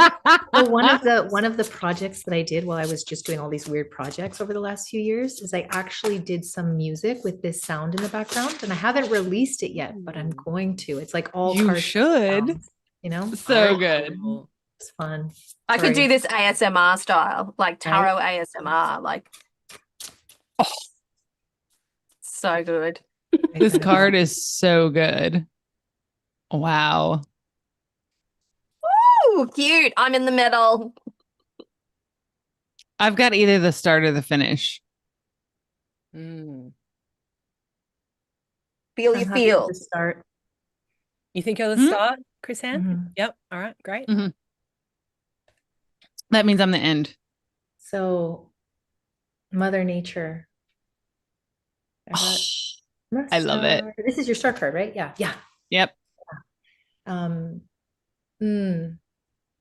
And I just love the way that this particular star card, we know star is about hope, right? And looking forward and trying to find that hope. But look at all of the brightness in the dark in this card. It's like, and the brightness in the dark in this particular card, if I were to speak for Mother Nature, is that it is not outside of us. Like, we don't need to keep searching outside of us to find this hope and this joy that we so desire to live in. Like, it's in us. We are nature. It's right here. Yeah. I could go next because I feel can build on that. I have the 7 of Pentacles. And this feels very much about assuming kind of stewardship or guardianship over a piece of nature that is all your very own, and really sitting in a space of like observance, whereby you're not looking to eradicate anything, but more about cultivation, bringing things into being, kind of tending to your garden so that you've got a place to sort of like perch and admire the work of working in collaboration with the land that you have taken stewardship over. That's what I'm getting. Oh, okay. And to continue this, clearly Mother Earth is talking. We have the Queen of Coins or Pentacles. She is, right? So, I mean, the energy I'm getting from this card is just all about nurturing. I think nurturing self through connection with Mother Nature. In my experience, she is one of the best sources of energy maybe to connect with. Like when we're in alignment, when we connect with the earth, it is incredible what comes forward. There is a better alignment that happens, and it's on all levels. Like it's spiritually, it's physically, it's the, it's the gamut. But I think tuning in that way is really powerful. And especially at this time when there is so much collective freaking chaos with our species, right? Going below that, if you want to say, can be a really powerful thing. Like it can be, it's really difficult to look out into the world and see things as the way they are and not feel incredibly frustrated and all of the things. And I think that can breed negativity and just more ick, right? Because we're really in a lot of ick right now. So again, bypassing that and connecting with her instead as that human family, if that makes sense. So anyway, I feel like there is a real nurturing we can do here for ourselves by connecting with the earth. And then I think more of that earth cultivation that Avalon said before as well, because this card is all like with the, you know, the garden, all the garden groceries, and I don't even know my words right now. So yes. Words are hard. Words are hard. And to round it off, we have the strength card. Oh. Now, if you can see this card, there is a giant snake weaving its way around the feet of a woman, right? So I feel like everything that's been said, this particular card is talking about, so one, the snake, right? Snakes shed their skin. And I feel like this is a message from Mother Nature that Mother Nature always takes care of herself. So as worried as you may be about the state of the world, Mother Nature is fine. Like she's going to take care of her own. Also, I think it's a message too of, so we have hope, we have cultivation of land, and we have the Queen of Pentacles in infinite resource and going beyond the problems of the world and just back to humanity. So I feel like this is also a message of like, whatever is going on, it's irrelevant. Like politics are irrelevant, like in the end, right? So when you're trying to get back to nature, it's very simple, right? There's no complications, there's no arguments, there's no turmoil. You treat Mother Nature with respect and she'll treat you with that back. So maintain your strength and kind of ignore what humanity is doing, which I think is what Owlvine was kind of getting at. But I think this just reinforces everything that was just said. So that's what I have to say. Very nice. Very nice. Okay. All right. Who's next? Owlvine, when you were sharing, I have this practice that I sometimes do when you were talking about the human family and everyone's kind of connected, and I just where I'll go outside and I will like speak almost to the earth, but I also want to speak to the mycelium. You know, it's all everywhere, right? So I will ask my question, or I will talk to the earth, and I will stamp my foot on the ground, like not too heavy, but like just to like, mycelium, I'm talking to you, and I just see it going out into the world, and I just saw that image so vividly. I So love that. Thank you. I think I'm going to weave that in because I really love, I've seen documentaries and, you know, just that imagery. Oh yeah, I love that. Okay. Our next question is from Leslyn G. Is there anything my ancestors need me to know at this time? I already have my card, so it just flew out. Mine was pretty quick to come out too, actually. We will see. Although I don't feel I'm first. Oh, what was the question? Ancestors. Yes. Ancestral guidance. Okay. Yeah. I might be first cab off the rank. I'm not sure myself. Are you middle or end, Owlvine? I don't know. Okay, so I have the world. You're last then. Yeah, that's what I thought. Okay. I feel a pattern. I feel a pattern. I have here the 9 of Swords. Oh, goodness. And so ancestrally speaking, from ancestral guidance, there is turmoil, there is trauma that needs to be worked through in order to clarify the connections with the ancestors to better get that experience that many of us crave, to have that really genuinely open connection with our ancestors.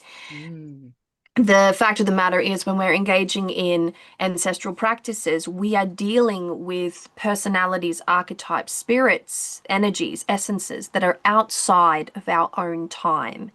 And so much of what we experience through this modern lens is disconnected in part through that disparity between time. And so you may be dealing with ancestors that suffered prejudice. You may be dealing with disadvantaged ancestors. You may be dealing with trauma that has bled through the lineage that needs to be resolved. And the beautiful thing about it is that when we're talking ancestrally, we can absolutely take up the mantle of responsibility in resolving that experience. I'm going to recommend a book to you, Honoring the Ancestors, A Guide to Ancestral Veneration by Mallory Vaudeuse. How will we say it? Don't know how to pronounce her name. You know, I was thinking about this the other day. It might be Voudoir or something like that, like a war, because it's French. I think. Boudoir. I'll take it. We don't know. We're Australian. We can't say words properly, so Yeah. get the book. Okay, so I have the Knight of Cups in reverse. Beautiful card. Message from the ancestors, or what your ancestors want you to know right now. Kind of building on Avalon's. I get the sense that that if you are hearing them or working with them, that you may be thinking that like you're making it up, or like, you know, the images are coming through or the messages are coming through so easily, and you're like, I want to know more, I want to go deeper. And you know, almost like I'm hearing the heart on your sleeve, right? This like very obvious emotional stuff that comes through, and they want you to trust it. You know, they want you to know that like it's not, it doesn't have to be hard. It doesn't have to be so sticky. Can just be what it is. Yeah. Love that. I feel like that is a perfect segue into the card I have for you, which is the Lovers right here. Oh my God, they're so cute. Aren't they gorgeous? I love this card. So I think what this card is screaming is that deeper, that more, that powerful connection is here. So if that is your question, right? And I know that can be for a lot of people, it's like, you know, you have this desire to connect more deeply with the ancestors, or spiritually or magically. Like I feel like there's a real desire there in you right now. And I think the cards are saying, or this card is saying that this is here, like the connection's here. There's nothing you have to reach for. There's nothing you have to try and be. There's nothing you have to learn. There's nothing extra you need to do. It's almost like just an allowance. Let it happen. It's here, like the connection's here. I also think that through this process that there's a deep heart healing here as well. I think this card is speaking to that. So emotional healing, this could be those traumas of your ancestry, right? Perhaps there is that genealogical work that needs to be done, but just for yourself, right? Like you don't have to worry about carrying all that stuff, because whenever we bring healing into ourselves, we're healing our ancestral line as well, right? But I think there's powerful healing here and really powerful, deep connection with the spirits, with your ancestors. Okay, and to round it off, I got the World. I don't know if you guys can see that very well, but that's a beautiful card. It is beautiful.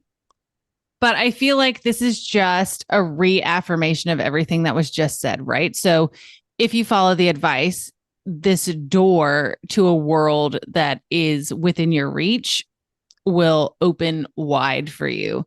So if you believe the connection is there, if you tap into it, if you acknowledge that you may be working with disenfranchised ancestors or ancestors that experience trauma, if you are willing to do the work, then the world is at your feet, or a new world is at your feet, right? One that is not three-dimensional, one that is not tangible. And that's not to say that it's necessarily super easy work, but you have to give that allowance. You have to stop being anxious and thinking that it's not real. And you just have to start accepting that this is what it is and keep going with it. Awesome. Good stuff. Good stuff. Good stuff. Yeah. So good. Oh, look at Benabel. You four for sure connected with Mother, and she spoke so beautifully through you. Thanks, Diwen. Aw. Mm. Okay, what have we got? Ceremony sounds is next. What is Wait a the- minute, wait a minute, wait a minute, Oh. wait a minute. No. We got, oh yeah, you're right, you're right. All good. So, what is the path forward for optimal healing and abundance? This is phrased in a general way, but I'm assuming this person means for themselves.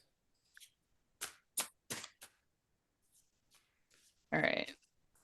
Let me read that again. Okay. Oh. Optimal healing and abundance vibes. Okay, I can do this.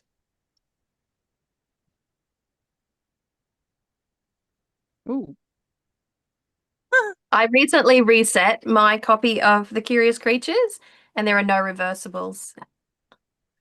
Just right now, there's no reverse images in here. Just so you know, I'm all positive and upright right now. I'm denying the shadow right now. We love that. Many a reader reads that way all the time. That's great.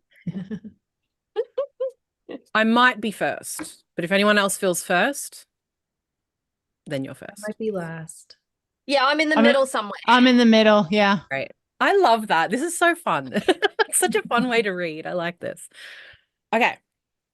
So right off the bat, we have the world reversed. So I feel like what is being said here, let me just get your question so I can make sure. Best forward for optimal healing and abundance. I feel like this is speaking to an inner journey. Like that's absolutely what I'm hearing. So if you look at this card, hang on. I need to make sure. Sorry. Oh, like the inner world. Is that what you're saying? The inner world, exactly. So this is what it looks like here. You can see this pathway and all of this happening along the path. So I think there is definitely a call inward. So these sorts of things, healing maybe not so much, but abundance we tend to think of as very external, right? But I think the path forward is this internal journey. So if you've been holding on to that external or wanting the external to shift or, you know, waiting, right? Waiting for that to change. When this happens, then I'll whatever. It's time to go in and look at these things. And we'll see throughout this reading what is in there. But that's what I'm feeling very strongly. Okay, Avs, what do you have? I have the Three of Pentacles. Okay, so I'm next. Okay. Okay, so building on what Owlvine just said, I got the Nine of Swords. So this Damn, internal look at that work, one. yeah, look, like That's intense. that's intense. It's a rabbit being totally impaled. But there's like rose petals coming out of said rabbit, right? So the Nine of Swords generally indicates that you have some anxiety, you have some fears, you may suffer from insomnia, but I feel like, okay, so I feel like this message is, again, look at the image, right? So the only way out is through. Like the only way you're going to move forward is to purge what is inside. And it may surprise you that it's not as bad as you think.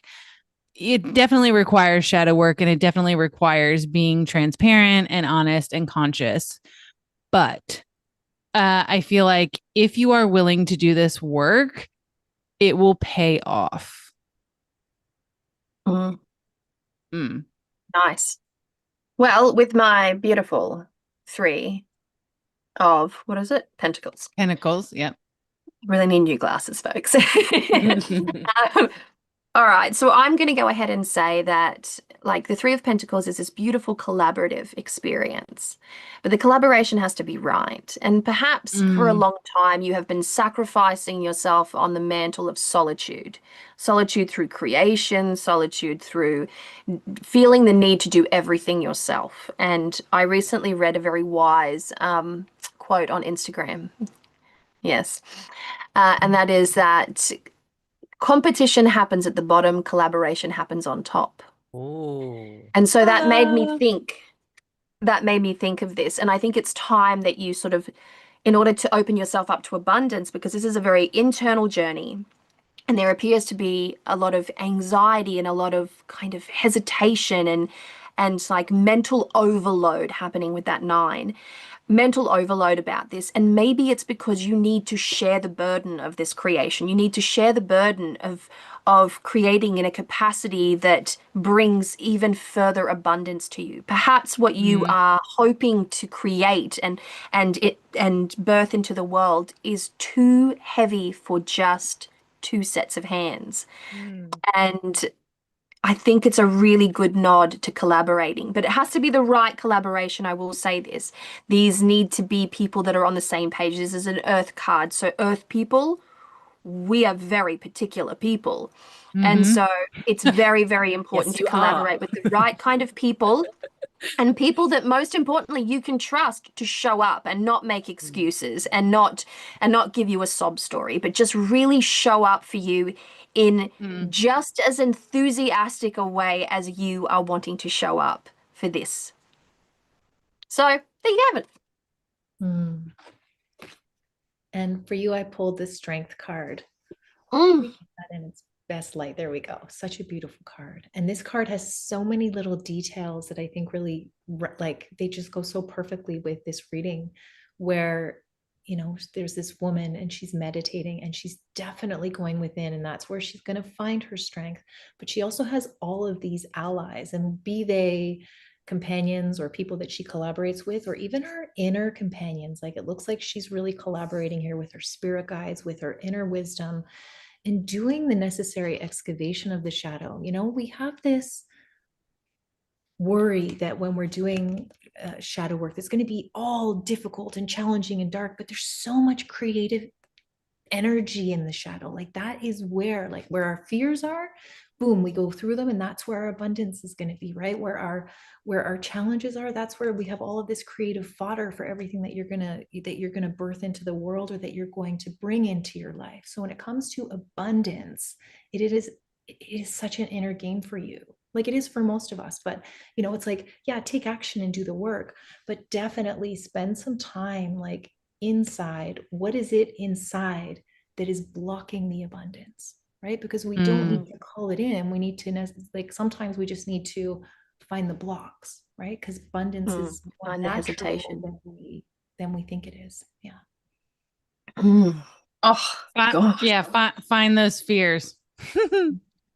Oh, such good reading. Such good reading. I know. I love reading like this, just by the way. It's so fun. I've never done this with, like, you choosing the first, second. I think it's brilliant. It's fantastic, isn't it? You just and here's the thing, you just know where your card's going to be. Like, you can look at it and go, I know exactly where this is going to be. Crazy. Absolutely. This is the STW patented method. Yes. Okay, let's see who's next. Okay, so Julie Schmidt. I've been sad lately. Should I go inside myself and rest, or put myself out in the world more? That's a lovely question. Name was Julie. Julie. Yes. Yeah. Yep. There it is.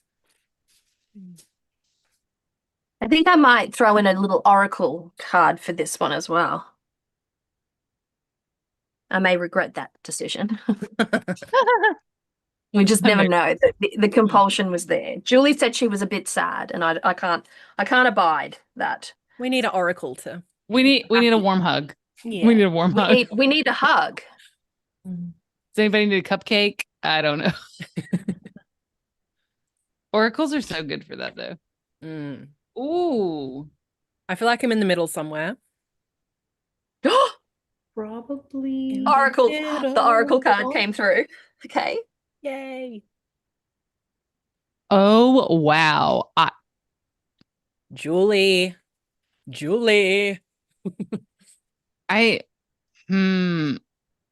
I'm either first or last. Oh.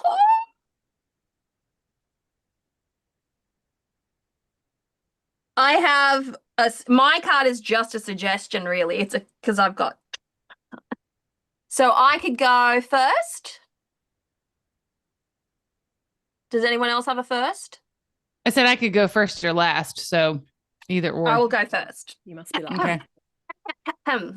First of all, I have the Sun card Mm. and I have the Oracle card of Mentor. Ooh. So I'm going to pair these together in this beautiful way and say you can't, okay, reframing. Because you specifically use the term sad, it is important to know that your sadness is not your own responsibility.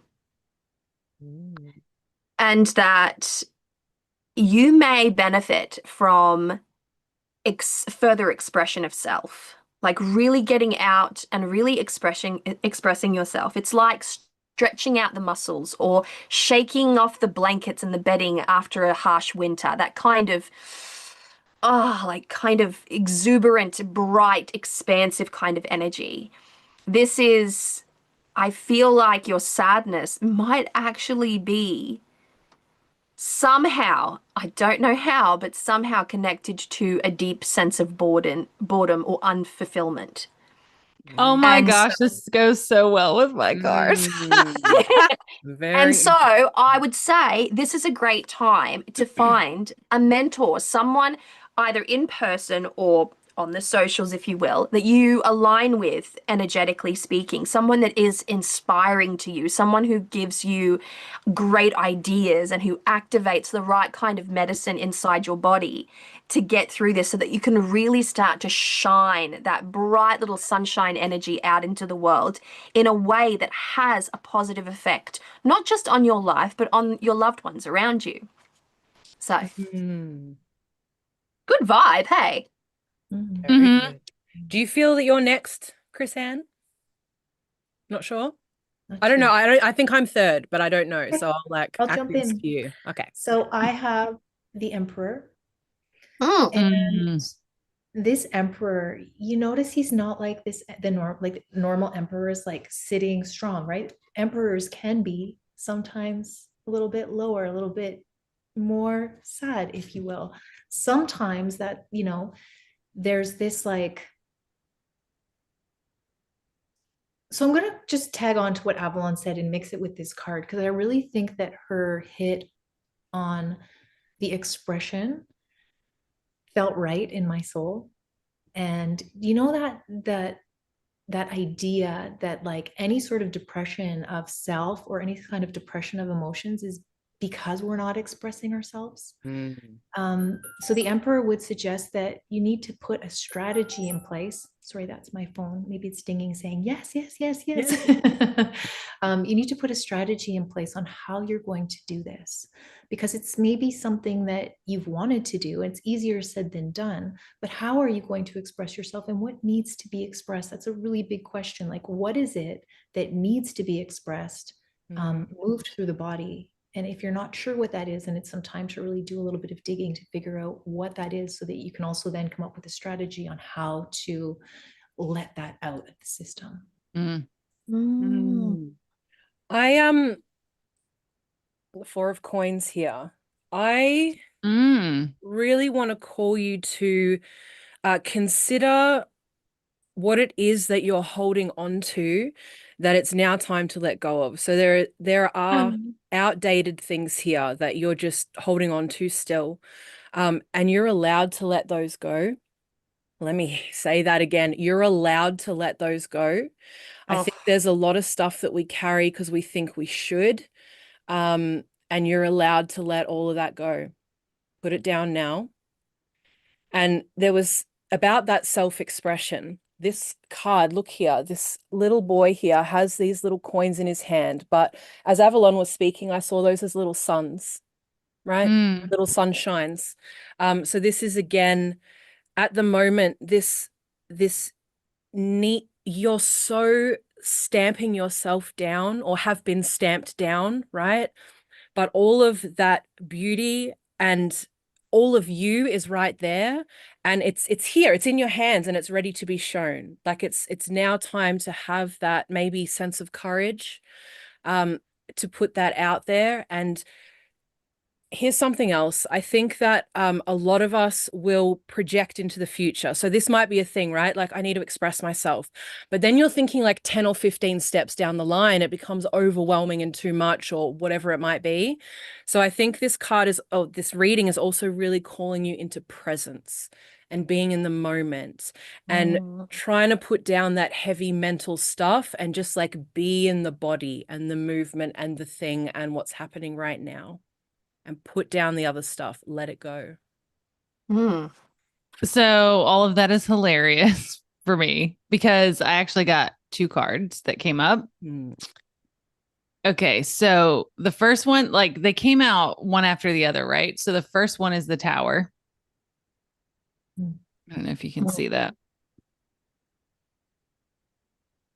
And the second one is the Devil. Oh.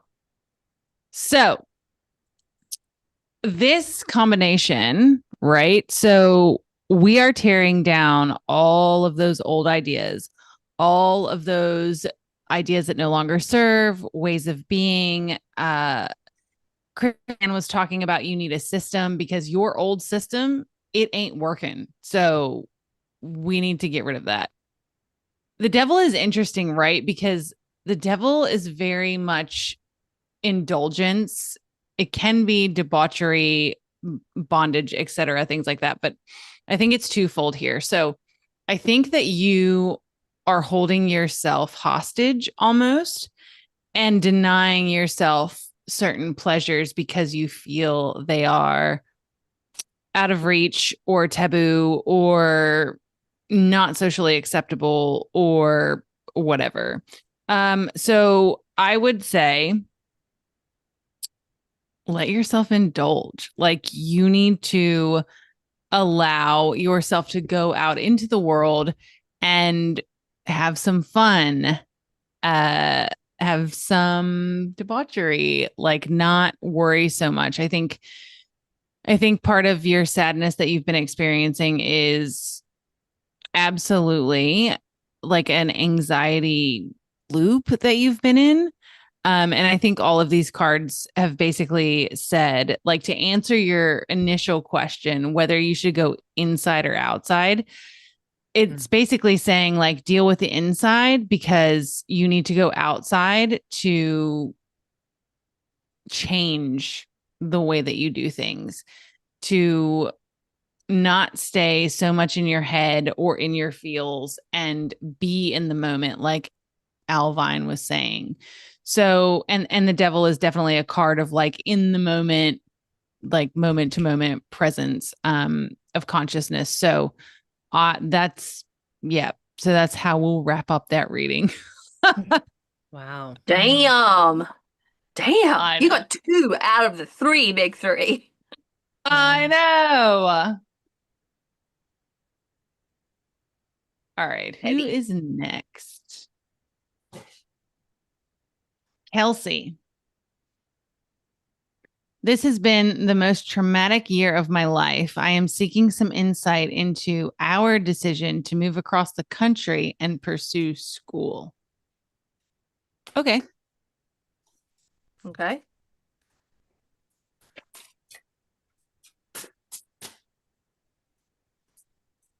See, I heard the word dramatic, so I might have to grab my oracle deck again. Apparently, there are certain words that trigger the oracle.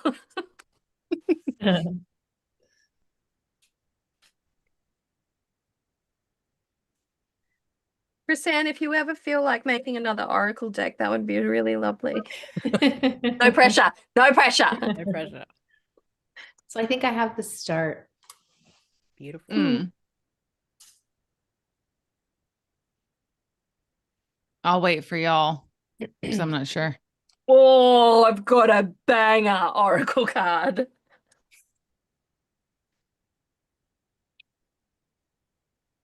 Oh, so good.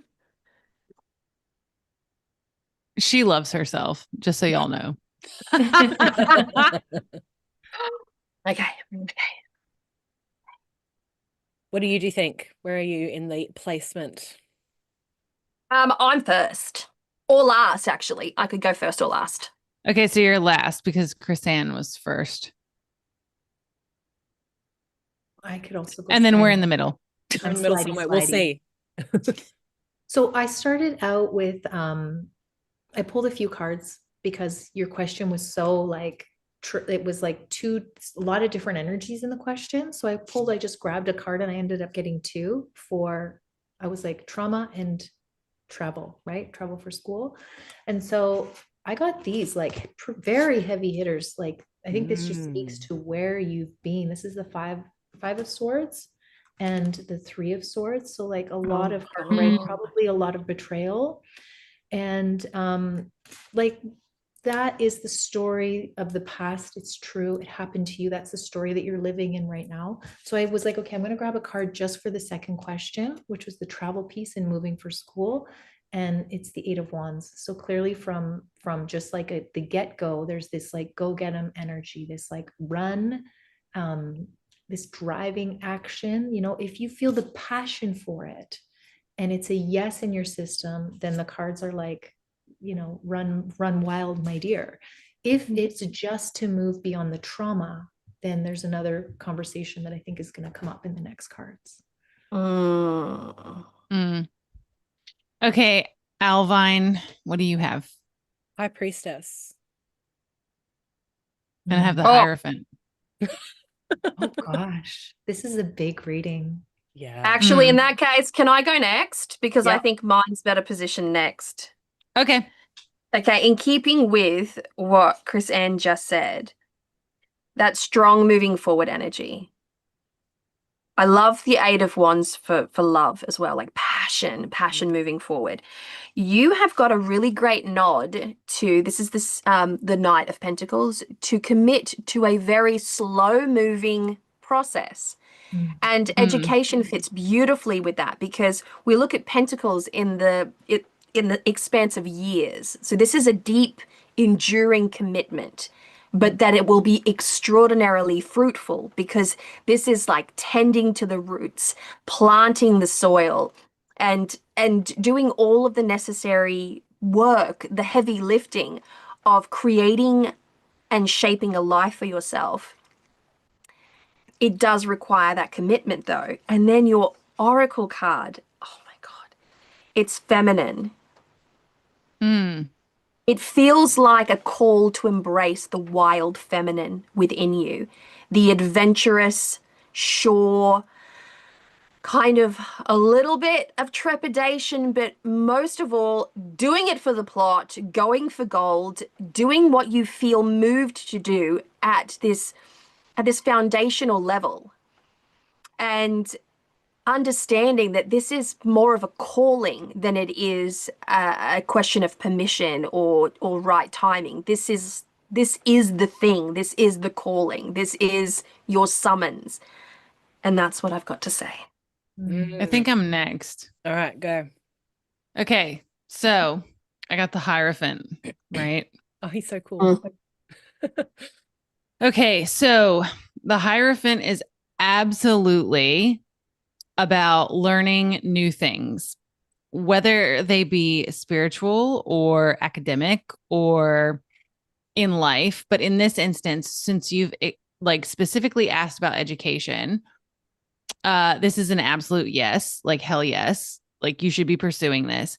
But with what Avalon just said, with the feminine card coming up and knowing that Owlvine has the High Priestess, I would say either this is something spiritually aligned or something specifically feminine related, like being a midwife or taking up nursing or something of that vein. It's a healer energy. Like the Hierophant is absolutely masculine, but when we put it with the High Priestess and the feminine oracle card and things like that, it shifts more towards the feminine. But this is just confirmation that, yeah, even though you've been through traumatic shit this year, this is absolutely the road you're supposed to be on. So I wouldn't second guess it for sure. Mm. Here is our High Priestess here. What about why does she look like Avril Lavigne? Just saying. She does. Hey, she so does. she looks She like so Owlvine. does. Just like She's me. an Owlvine. She's got some purple going on. Oh my gosh. Oh my gosh. Kelsey said she's going to nursing school. Ah! Perfect. I'm dead. That was Perfect. So, I mean, yes, what Allorah said, I feel like there's a huge stamp on that, right? The feminine, using your abilities as well, your feminine magical abilities, right? In the field of nursing, like insane. Like to be able to energetically be with people like that is absolutely incredible. So there's this real embracing of that. And I think you're being called for your own well-being to this deeper connection with the feminine, right? So this process is going to play itself out. You've now had some confirmation. But I think there is a call to really connect spiritually. I think even just thinking about the line of work you're getting into, right? Like it's not an easy line of work. It takes a very special kind of person to do that, and it takes a lot of energy. So I think making sure that you have this like foundational spiritual connection being cultivated while you're going through your learning would be really, really powerful. Like just infuse that into this form of work that you're moving into. Yeah. Excellent. And listen to your intuition above all things. Yeah. It's giving calling. Yeah. And I will tack on something to something that Allorah said, because the Hierophant has forever held a position of tradition in my life. That heavy mantle of tradition. This is traditional education model. This is a traditional education model that it looks like you are going to be very incredibly well attuned to. So you would be robbing people of your incredible talents if you did not persevere and pursue this. Agreed. I feel like the past trauma is also going to really help you in the field that you're moving towards. Wounded healer. Definitely. Yeah. Exactly. Oh, that was such a good one, folks. Okay, so should we do one more or two more? We can do one more, and then One we more. shall release our beautiful creative lady back to her wilds of beautiful Creation. Canada. My daughter really wants to go to Canada. She's like, I want to move to Canada. I want to live in Canada. I'm like, she's cold Never there, been to right? Canada for a start. Like, let's She visit never first. has. Let's visit She never first. has. Come visit. She's just like, she has this craving of like, I want a white Christmas. Yes, I yeah. understand that craving. Me too. I lived in Chile for 5 years, so I totally get it. Yeah. Okay, so next question is Nubian Moon. Should I be worried about backlash at work, retaliation target, and how should I prepare? Oh, this feels like a witchcraft question. Yeah.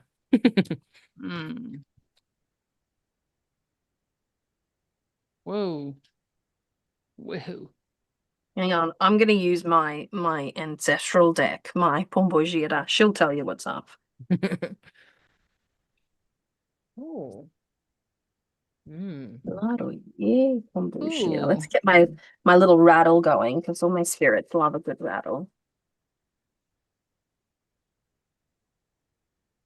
I think I'm last.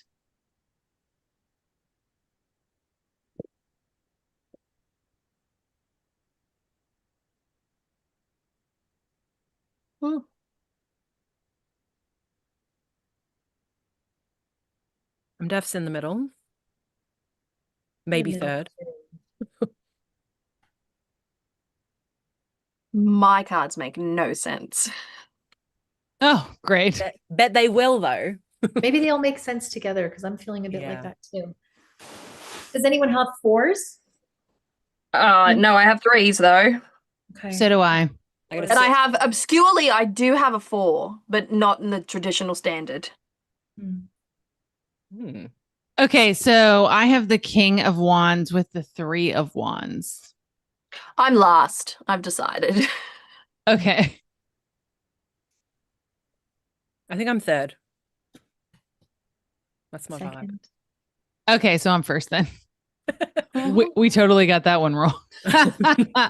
The one time it didn't work. Okay.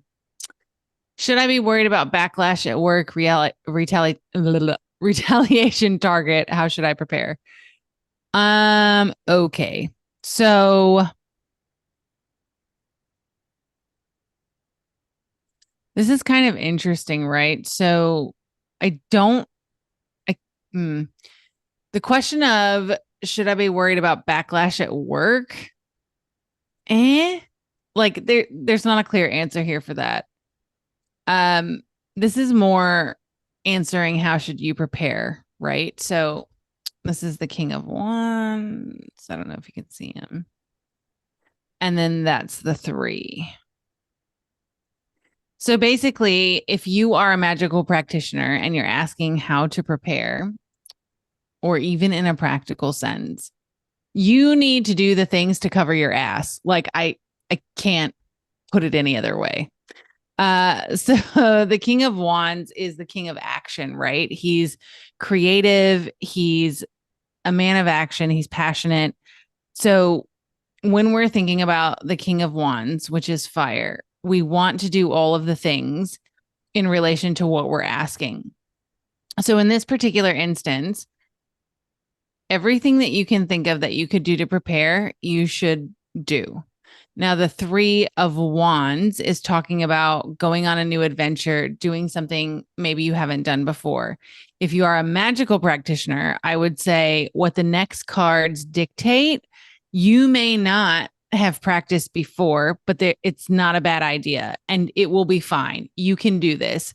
You may not know the methods in which to do it or the practical applications, but with a little bit of study, with a little bit of forward thought and going on a metaphorical adventure, the path will unfold before you and you will be just fine. So listen up to the ladies as they give you more details. Okay, so I pulled 2 4s, which is why I asked if anyone else had. There was 3s and 4s, and I feel like there's an essence of like paying attention to the signs as you go through this. My first 4 is the 4 of Cups. So I'm going to give you just the practical advice here on the 4, like the 4 of Cups. What can you do to prepare? Again, mine are both more on the preparation side. Number 1, it's acting like you care and caring about the situation, right? Anything that comes across as like flippant or being apathetic or just like, you don't want to have that like brat energy, right? Because that is going to backfire right now. You really want to be from a position of, I care about this issue. I really want to, play the part that I can to do everything within my means that makes sense, right? Without going into like the extremes or, just, yeah, I get this sense of like, just not acting like, don't do anything that makes anyone else think that you really don't care about this situation. Number 2, I got the 4 of Swords. And so from a practical perspective, the 4 of Swords, from the how can you prepare, 4 of Swords is often about rest, but I'm seeing dream work. And I'm seeing if you do practice dream work, then to work with your dreams, then to work with the energy of your dreams, maybe even seeding your the way you want to feel emotionally about this situation or the outcome that you like in that state right before you fall asleep, in that hypnagogic state right before the few moments before we fall asleep. That's a very magical liminal space. And so if you can fall asleep, making sure you're not in the fear of it, because you don't want to seed the fear, but making sure you're in that sensation of like the best outcome, trust that you're going to get the best outcome for the situation, regardless of how it falls. It's going to be the way it needs to happen. And so trust that something great is going to come out of this and you're going to learn something, and seed that into your dreams right before you fall asleep. And then in the mornings, just, allow that energy to continue through the day. Okay, so I got the 6 of Blades or the 6 of Swords for you here. Oh, so what I'm feeling about this one is, okay, so my intuitive sense is that there isn't going to be retaliation. We'll see what else comes up in the next cards. I'm feeling that, or at least it's not something that's going to rock you, right? I think there's a calling here to like find some emotional stability in the situation, right? And to know that you're okay, or at least to maybe put some external trust in spirit. Everything is going to be okay. Everything is working out in my favor, right? That could be a bit of magic that's important to do at this time to kind of shore yourself up a little bit. Because I don't think that this is going to rock your world, right? Like, I don't think that there's external influence that's going to move you. I think there's something about you letting go, right? So whatever it was that went on, I'm assuming there's probably some really heavy kind of emotions around that. I think this card is inviting you to release those. And again, in your magic, step into what it is that you do want, right? And have that sense of inner authority, knowing that things are going to work out in your favor. Mm. Awesome sauce. I got a 4-leaf clover. That was my 4. This is literally for good luck. Yeah. So that's a good luck one. And then I got the 3 of Pentacles, which is collaboration. So I actually think you're going to be fine. I do think that you should do all the things, like get your wards going on, get a sour jar on the start, and maybe not a sour jar. That's a bit too aggressive. But I was gonna say that's a little gross. That's how we would do, right? We just go in hard. No, but set up your wards, personal protections, give yourself a really good cleanse, like cleanse your body, like take a ritual bath, that kind of vibe. But honestly, I think you could reframe it and look at lucky. Oh yeah, there you go. Look at that luckiness. Like, you might be lucky. You might be so lucky that this turns out to be something that's more of a gift than it is this perceived curse that you are imagining it to be. And it might actually open the way to a bit of like conscious collaboration.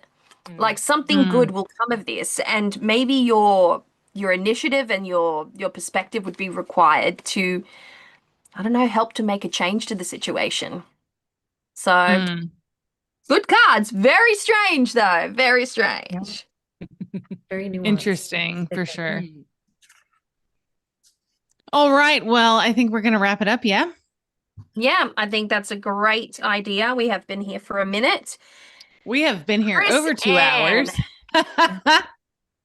Thank you so much for allowing us to share space with you, to share sacred space with you in this way, to pick your brain, and for all the thoughtful answers that you have offered, not just to us, but to everyone watching this live stream and that will continue to watch this live stream.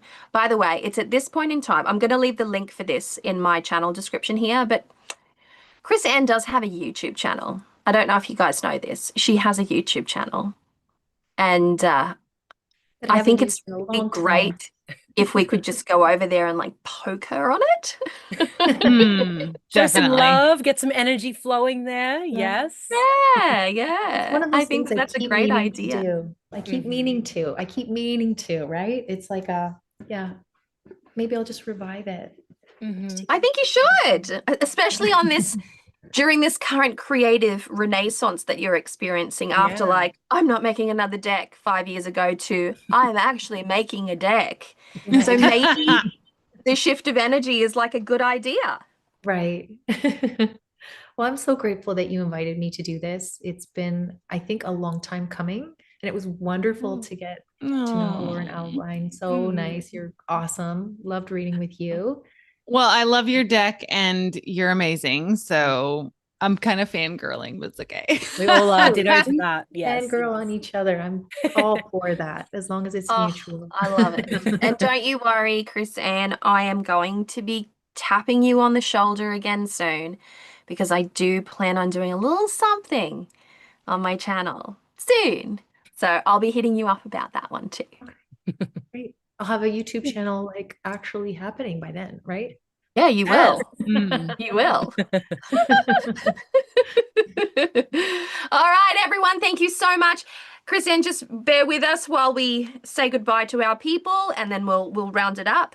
But thank you so much, everyone, for hanging out with us. Thank you for your thoughtful comments, your questions. Thank you for allowing us some really interesting reader questions, because that really got the creative juices flowing. And it's always nice to collaborate in reading space like this. So thank you again. And hopefully for our next Spread This Witches live stream, we may either have a brand new channel, we may have fixed our Spread This Witches channel issue, or we will appear on my channel again. So we will let you know well and truly ahead of time.